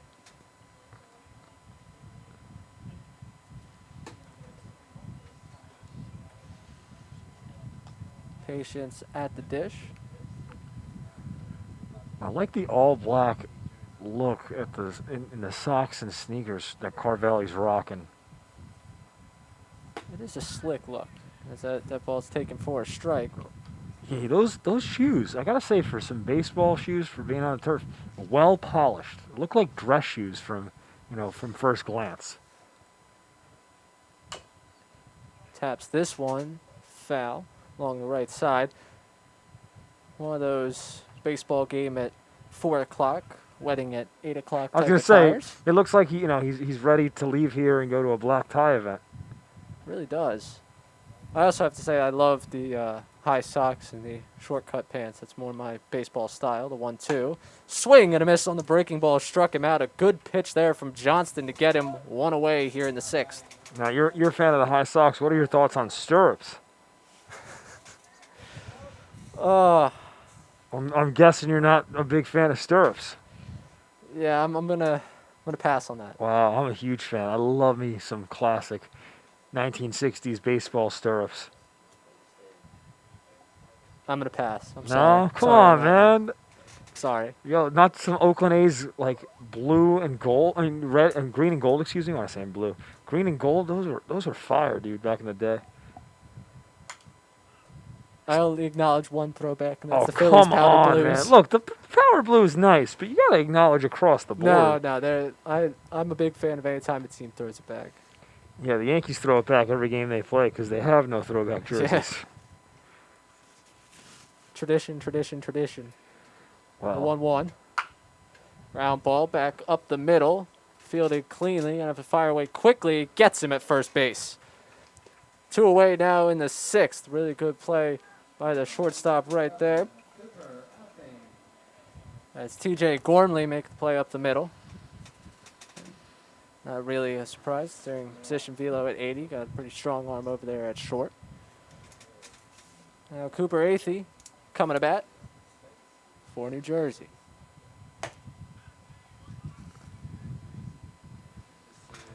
Painting that outside corner.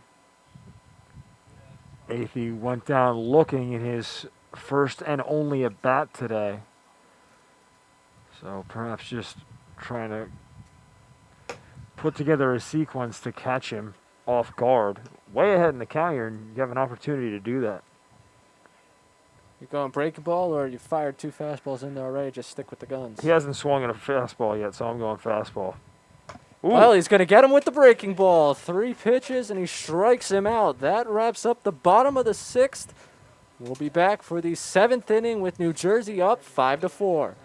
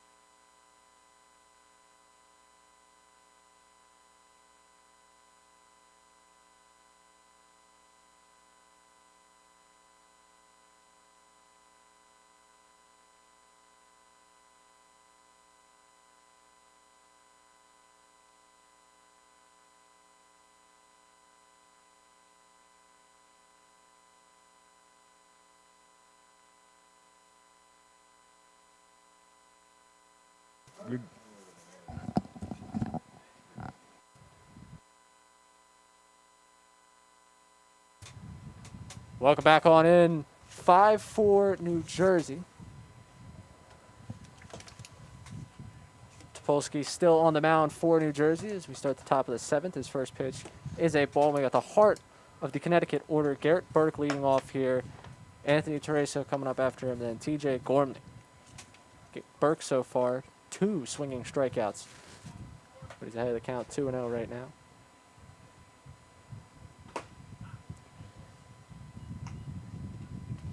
Gotta assume he was taken until he saw a strike because that was a beautiful pitch.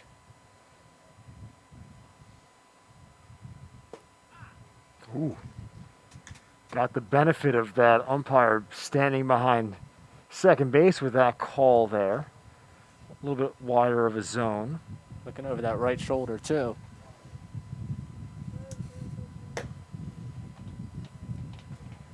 Working the count full to start the 7th. And for a split second there, I mean, Connors behind the plate had me convinced there was a runner on. Ooh. He's going to wear that one. Works the count full, then gets hit by the pitch.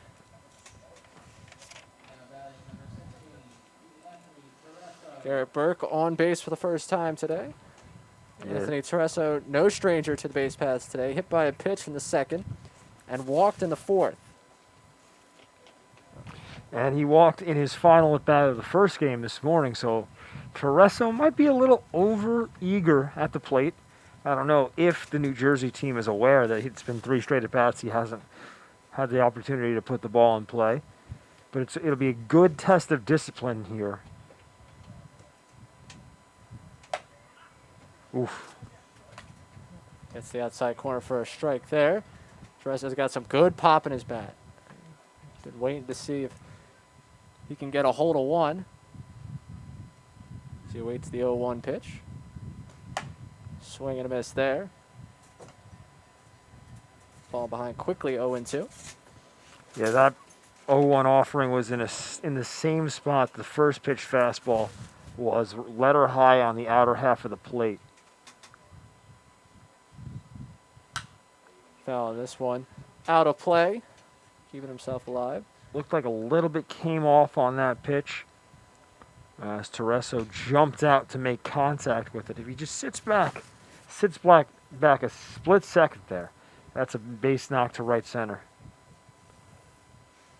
You can't be overzealous. You mentioned 3 straight at-bats where he hasn't been able to make contact. Can't be overzealous about trying to show off your power. You just got to remember, hit with the situations. He gets the 0-2. Stays back on that one, fouls it off. And that was a breaking ball. And I was going to say, the next point I was going to make is this is the importance as a pitcher, having that secondary to pitch to mix in. Because once a batter starts fouling off your fastball, you've got to be able to change not just locations, but speeds and spins. And the 0-2 again, swung on and driven into left center field. That one is back, and that one's off the base of the wall. Tereso into second, tripping around third is Burke. He gets back into third. And second and third now with nobody out. And TJ Gormley coming to bat. That was a breaking ball left up in the zone. That's the danger zone, as I've said throughout this game. You leave up breaking balls, they're just begging to get hit a long way. Tereso puts it into the gap, one-hops it off the short fence. Perfect job of hitting right there. You punish guys who are going to leave breaking balls up in the zone. That first one looked high and out, but it is 0-1. Gormley connects on this one, sending it to left field. That will be caught. Runner is tagging. The throw is in time. Gets him at the plate. What a throw from left field on the bounce and a wonderful tag at the plate. Yeah, I'm a little bit surprised that Burke went on the throw because, again, we've said it a couple times during the broadcast, it's a shallow outfield, so it was a fly ball that brought the left fielder in. He's already playing in because of how close the fence is. The dreaded double play on the tag up there. That's Cooper Athey who made the throw, and a great tag from behind the dish. Someone swung on and fouled away. Murat having himself a game. He's 2 for 2 with a single and a double, so he's got his swing working for him here. Connecticut could use a base knock for an RBI in this spot. Ooh. Is there a timeout call? Is that is a balk. That's a balk, and that's one way to score the run. It looked like Topolsky started going out of the windup, came to a stop, wanted to go out of the stretch, but totally forgot there was a runner on third. Right. Stopping himself on that one. 2-1. It's a really tough situation to find yourself in right there. Getting with the balk, tying up the game here in the 7th. Right now up 3-1.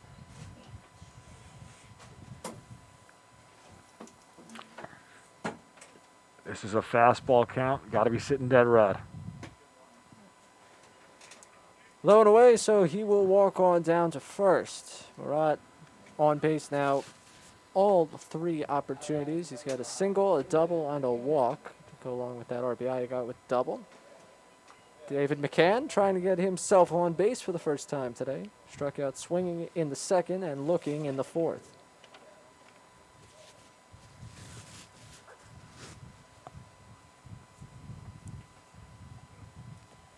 There's been a bit of discussion about that balk over on the mound. Resolves itself. Pick off to first, not in time. Didn't have the speed on that pickoff, but the throw going low, you'd be a fan of there.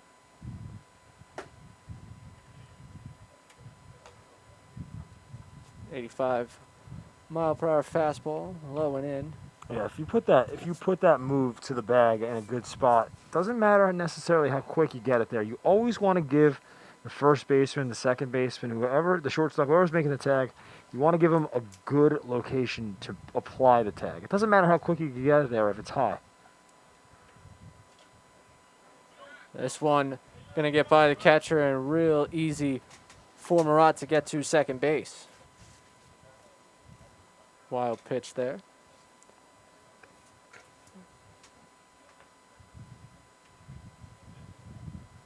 And now with a runner in scoring position, the 2-0 pitch popped up backward behind us.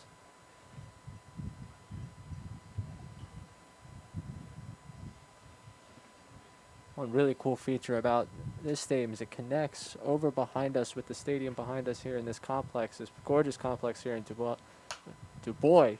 He fouls that one back once again. Yeah, my favorite feature of this ballpark is hearing that train in the background. Also hearing the, what's the word for the I don't even know anymore. I'm so old. The fence that comes down that stops you from crossing the train tracks. And that ball gets away. Someone at home who knows what that's called is like, how does this guy not know? I used to know that at some point. What, you stopped playing with trains or something? You said I was a huge train fanatic. Thomas the Tank Engine, baby. I was a huge Thomas the Tank Engine guy, too. The 3-2 pitch, 2 outs. Ooh. Strike 3 called on the outside corner. That wraps it up for the top of the 7th. Connecticut stranding 1 at third. We'll be back with the bottom half of the 7th, all tied up at 5.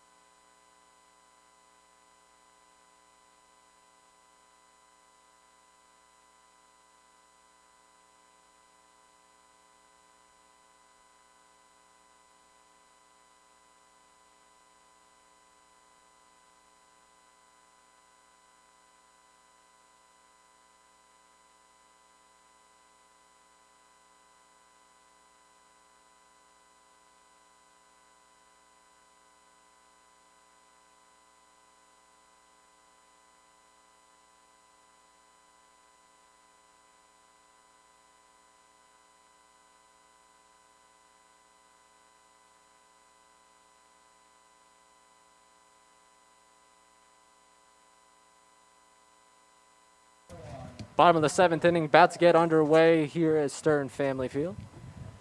Connecticut and New Jersey all knotted up at 5. Connor Dreyer to the plate for New Jersey. Johnston still on the mound for Connecticut.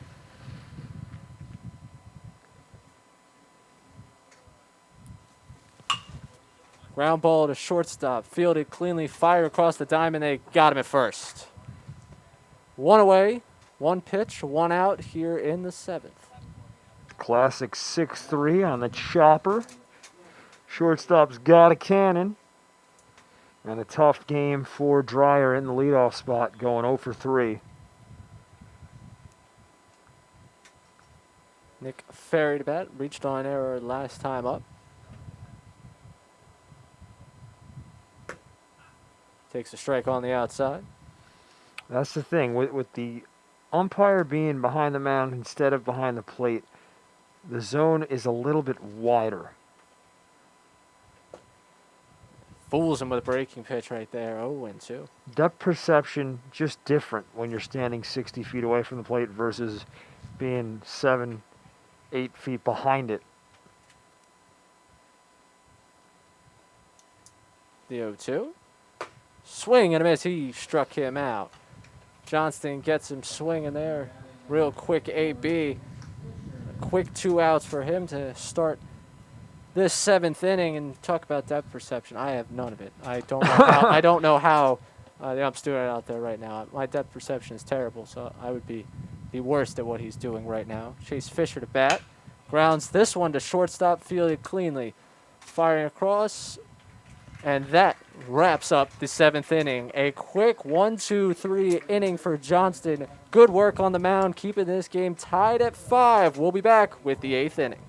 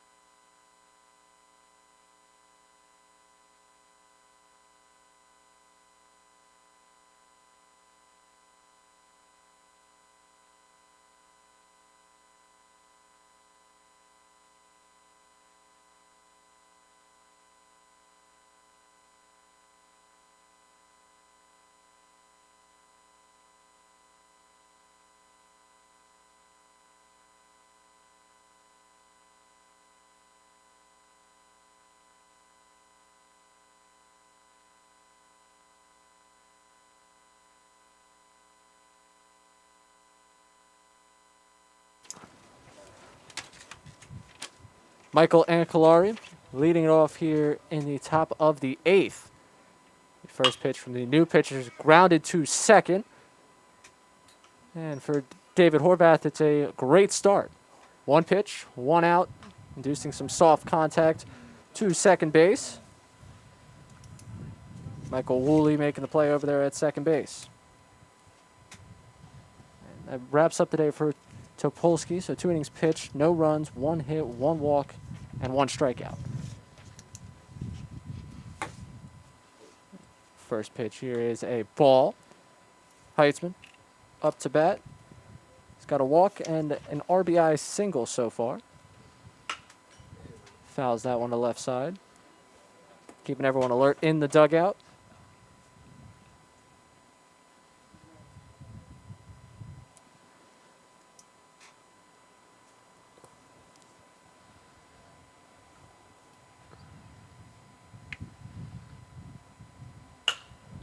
One floated into center field. It'll drop for a base hit. Heitzman aboard. Second single. Now got on base in all 3 plate appearances. John Heitzman, have yourself a ball game. 2 base knocks, a walk, a nice way to recover from an 0 for 2 showing in the morning game for Connecticut. This pickoff attempt getting away over at first. Tracked down quickly though. Heitzman going nowhere. Yeah, good hustle there by Nick Ferry. Couldn't block it, but scampered towards the ball quickly enough to keep the runner at bay. Love that word choice, scampered. Jared Munoz at bat. You learn to pepper it in over time. I'm still waiting on one of our cameramen, Steve Silvestro. I don't know if he could hear me through his headset. I'm still waiting for him to give me my word of the week. Every week I try to learn a new word. Ground ball off the pitcher. They're going to try and turn two. They get one at second, no play over at first. And Horvath took that one on the arm. Bounced out to his shortstop, Frankovich, and they are able to get the out at second. So now 2 away. Quick checkup on him on the mound. He's fine, all smiles. If you want to expand your vocabulary, the way to think about it is, think about this. 1 word a week. You do 1 word a week for 10 years straight. That's 520 words in a decade. How many words do you think you know? 520 words is a lot. Compound interest, baby. Oh, you learn so much working with Chris. Listen, man, when I have Merriam-Webster's vocabulary in 10 years, you could give me a call and tell me, wow, you were right, man. For now, I don't, but I'm not doubting that you're right. I'll be right up there with Stephen A. Smith. Just loving the thought. 2-0 pitch here. Preston Kuna at bat. Fouls this one back. Mama mentality, baby. I'm just seeking all ways to improve myself in this life. No, we're hearing about yoga, the Pythagorean theorem. Yoga is a lifesaver. Let me tell you, yoga is a game changer. Stretching in general, so underrated. Holistic self-care, baby. If you learn about that young enough in life, that's how you stay focused. I'm all about expanding the life cycle. 3-1 pitch. And that's ball 4. Kuna going to walk. I'm not as much of a yoga guy, more of a meditation guy. I'm a big fan of meditation. Every morning, it's all about. I'm on this train of thought with you, Ray. I really am. As for what's happening on the field, Greg Gorman to bat. First and second with 2 outs. Gorman popped out to first.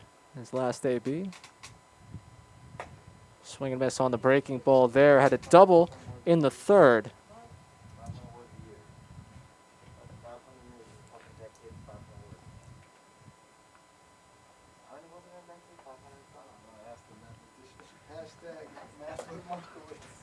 Strike in there. 0-2. Good look on the back-to-back breaking balls. 52 times.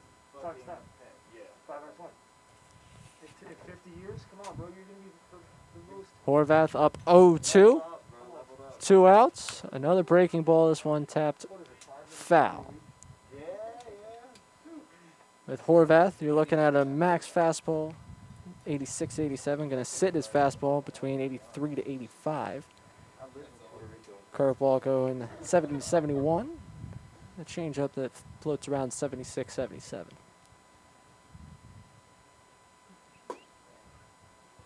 Ball inside there. Good eye from Gorm.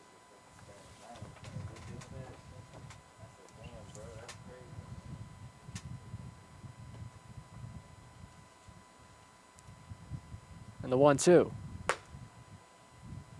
Up and away. Goes back to that pitch that Gorman was just able to stay on and tap back foul. Has earned himself at least 3 more pitches in this at-bat. With the third of those coming now. Oof. And that's how you go from down big to a full count. And a gapper here is going to score 2 runs. Runners will be on the move, so the Ferris wheel is spinning here. Pitch. Ball 4, Gorman going to head on down to first base. They've got him loaded for Michael Coyne. 0 for 2 in this one. Struck out looking in the third and lined out to the first baseman in the 6th. How did Cunha reach? I missed that on my score sheet. Hate to ask you. That's a walk for Cunha.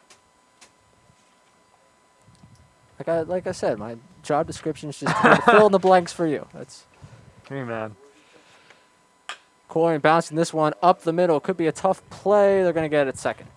Good play by the second baseman to read that hop well. Tag the bag.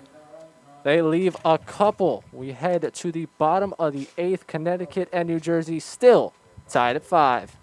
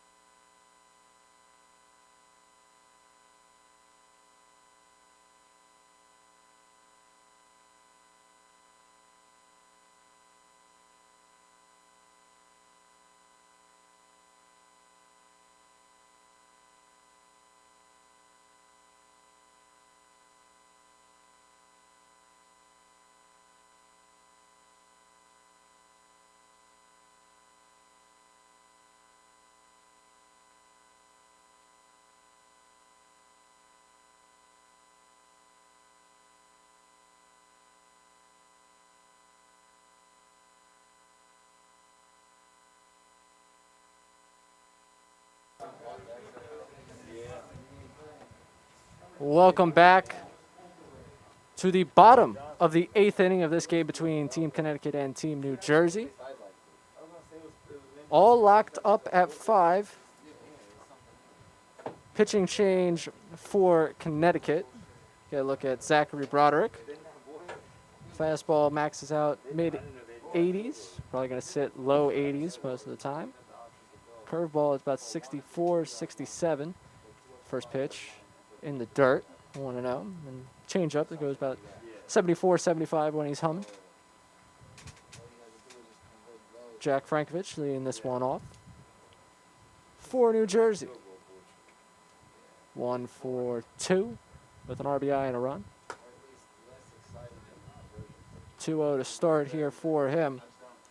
And bringing on of Broderick means that Johnston's day is over. Johnston, 3 innings, 5 strikeouts, no walks, only allowed 1 hit, but that was the home run by Lombardi as this one skied into right field. Down along the line, catch is made, 1 away. Frankovich is poking that one the other way into the air. Right fielder getting the line quickly. And Griffin Mills to bat for New Jersey.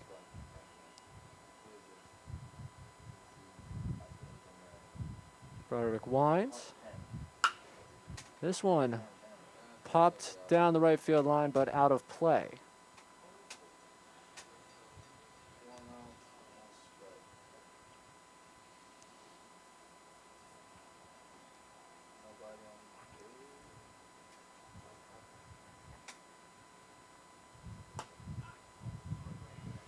That's the strike call on the outside corner. Mills so far on base once. Lined out to center in his last AP. He scorched that liner to center, though. It was a solid piece of hitting up the middle. That's what you come to expect from Mills. Really hard contact. Correct me if I'm wrong, but I believe it was Griffin Mills who I predicted in his next at bat would hit a gapper. That is true. Not looking great with a 1-2 count, but 2-2 to him now. I mean, if you miss on a 3.5 on the take meter, that's a tough miss for you. I got faith in my buddy Griffin right here. Right center field gap. Griffin Mills, a dear friend. I never talked to the kid in my life, but I'm wishing he gets a single here. It's going to make me look very intelligent. Well, he's worked his way back to a full count with 1 away. Payoff pitch to him. Come on, Griffin. Oh, there we go. This one, ground ball to shortstop, fielded cleanly, fires across, and he is out at first base. He barreled it up, but he rolled over it. Just sit back a little. I'll give it to you. I was off on that one. 2 outs now. Lorenzo Miola coming to bat. Walked and singled. His 2 plate appearances so far. Came around to score after the walk in the 2nd inning. Ground ball to shortstop again. This one a slow roller. Quickly firing across. And that wraps up the 8th inning. Rather fast 8th inning there. All locked up at 5 as we head to the 9th. Connecticut coming to bat, trying to break the tie. We'll be right back.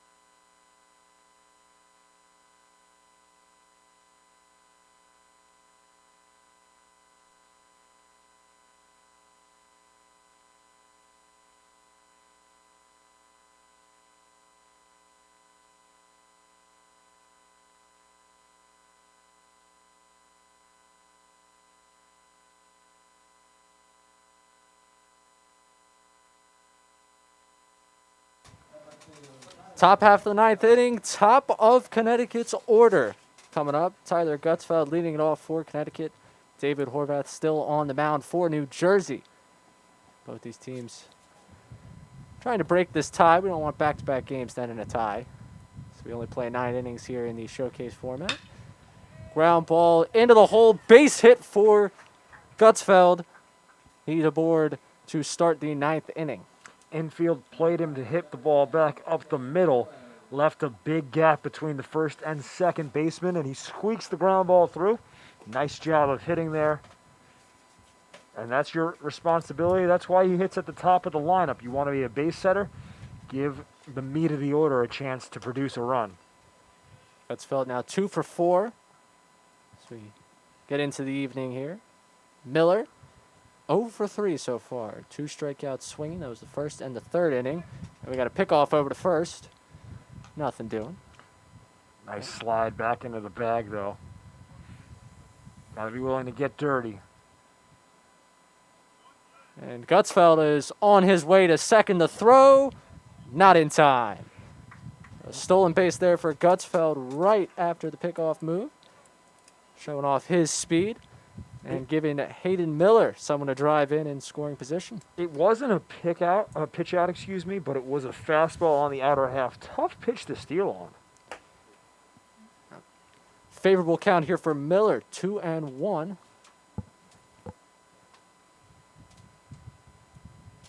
This is where bunting used to be such a factor. Swing and a miss on the pitch, the outside part of the plate. 2-2. And I'm a huge fan of small ball, but that has gone by the wayside.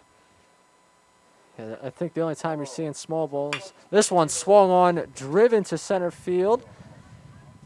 Good catch out there, tagging on this one. Gutsfeld going to stroll on into third. So Miller advancing the runner. Good situational hitting there, just putting the ball in play and getting the runner over to third. Yeah, it's like a 320-foot bunt. What I was saying before we made contact there is the small ball you might see is with the extra innings rule in Major League Baseball now. If someone wants to sacrifice it out to move the runner to third at the start of the extra innings, obviously putting a man on second to start the 10th inning because they want games to go faster this season. Do you think teams will intentionally have pinch hitters on their roster who can specifically come up to the plate and bunt? Do you think that that's something we could see this year? I don't know. I don't think you're seeing that. I think you're still in the long ball revolution. I don't think teams are going to spend a roster spot on it, although with the 30-man roster, maybe. Well, I think it makes bunting important. Obviously, you don't want to waste a full roster spot, but I don't know. Garrett Burke swinging and missing that one quickly down 0-2. Burke got hit by a pitch in his last last plate appearance. 0 for 2 before that with 2 swinging strikeouts.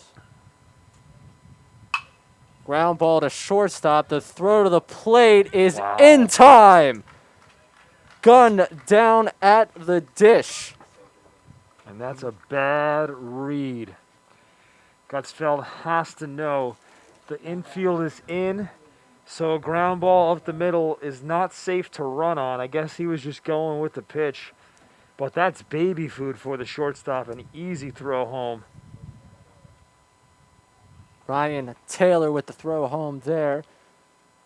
Position velo at 84 is a strike called on Anthony Tereso, who's had himself a game, hit by a pitch in the second, walked in the fourth, and had a double in the seventh. So with 2 outs would be an ideal time for him to muster up some magic again. Ball high there, 1-1.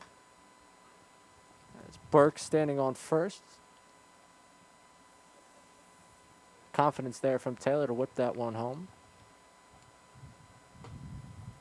Just not going to get away, but Burke's not moving.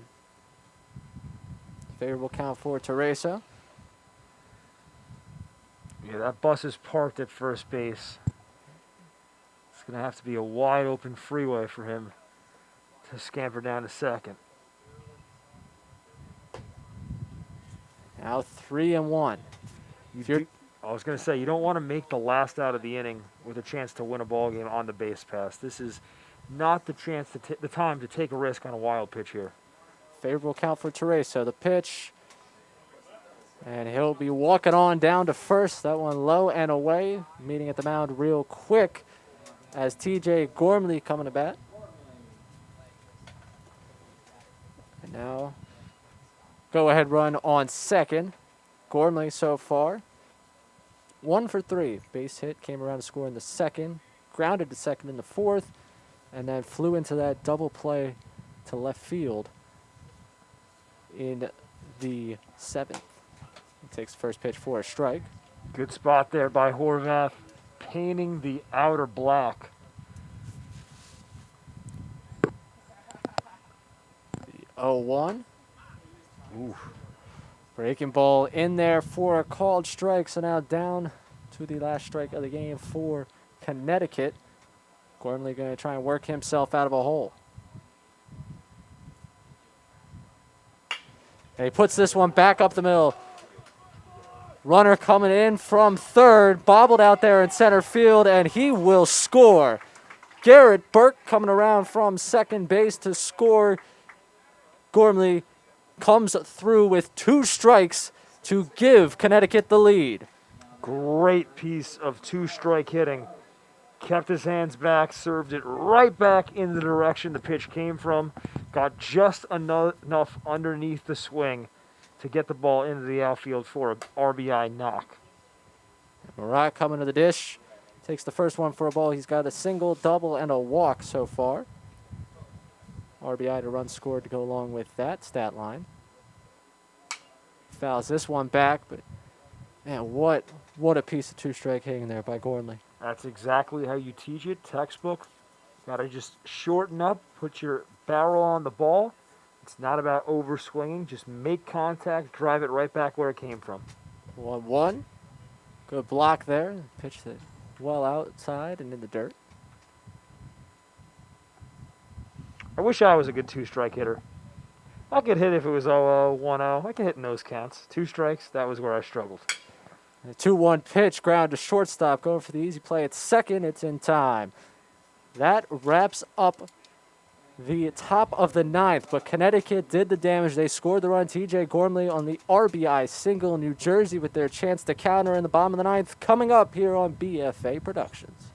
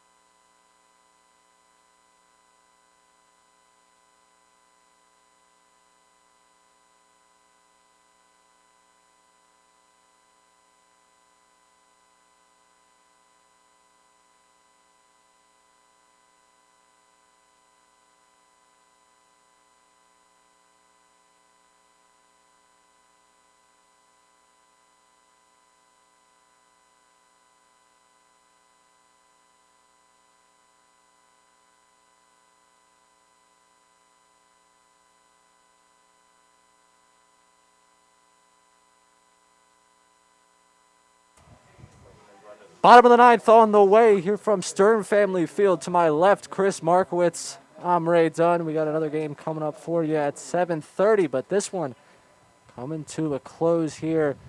New Jersey trailing by a run. So we start the bottom half of the ninth. Michael Woolley to bat. Broderick still on the mound for Connecticut. His first pitch in there for a strike. And I was impressed by Broderick there. Not only did he pump in a fastball at the knees, lost his hat and caught it before it hit the ground while throwing that pitch. That's an athlete. Supreme coordination.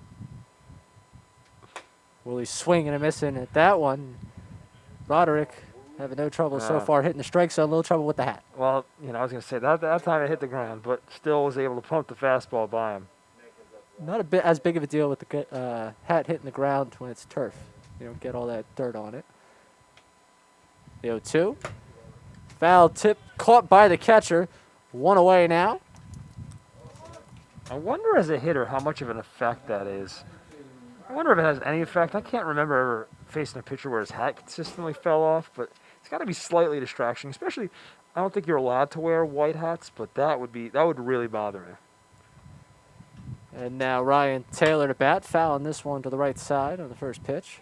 I'm going to have to double check that, do my own research. I'm pretty sure that's against, at least in Major League Baseball, there's probably a uniform code against white hats.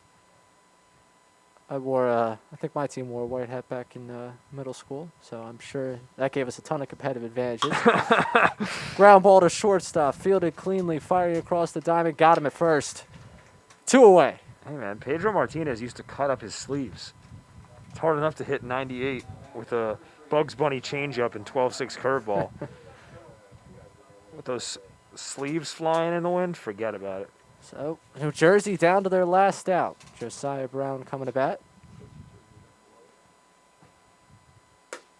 Looks at a strike to start this at-bat. Or struck out looking his first 2 at-bats. I'll tell you what, if Josiah Brown can reach, the man on deck does have a home run in this ball game, so. Just putting the idea in people's heads, not committing to it. Got it.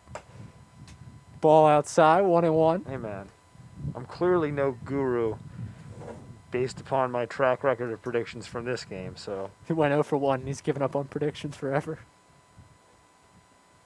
All it takes is a single up the middle, though, and you're hitting 300. In this case, I'd be hitting 500. Yeah. Hitting 500, you might as well head up to the big leagues to get the big-time networks. I'm waiting for my call, man. Waiting for ESPN to give me a call. And Broderick winding the 2-1 pitch to Brown. Low. So now a favorable count for Brown. And I can feel the energy from right next to me. I'm just saying, don't want to walk Brown here. You got a hitter who went yah-yah in his last at-bat. And he walks Brown. So now we're going to get a chance to see Andrew Lombardi, who homered in his last at-bat. And look, you don't have to hit a home run here if you're Lombardi. You're looking to gap something. A gapper is probably going to tie this ball game. There's 2 outs, so runners moving on contact.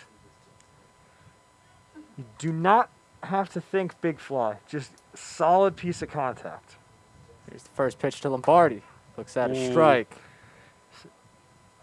I don't know about that call. It was a little high at the letters, but again, tough from that angle. Umpire not behind the plate. 1 for 1 with a home run and a walk so far. Lombardi fooled by that breaking ball 0-2.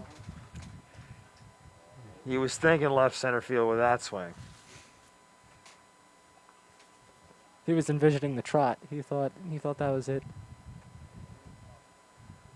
Now down to his last strike. Kick firing, fouling that one away. Good piece of hitting to stay alive. Now, what I just saw though, so if you're calling pitches here as a catcher, or if you're on the mound, got to recognize Lombardi swung all arms there. He was off balance, so able to foul off a fastball, but a breaking ball here should catch him in a good spot. We'll see if they take your advice. Another 0-2 offering here. And he pops this one up. All arms on that one, too, to the center fielder. That one is going to wrap this one up. Connecticut scores a run in the top of the ninth, winning this one 6-5 over New Jersey. That wraps up our 4 o'clock telecast here on BFA Productions. To my left, Chris Markowitz. I'm Ray Dunn. Come back at 7:30. Another stream popping up here at PBR's Northeast Future Games. Thank you for tuning in, and we'll be back at this very soon.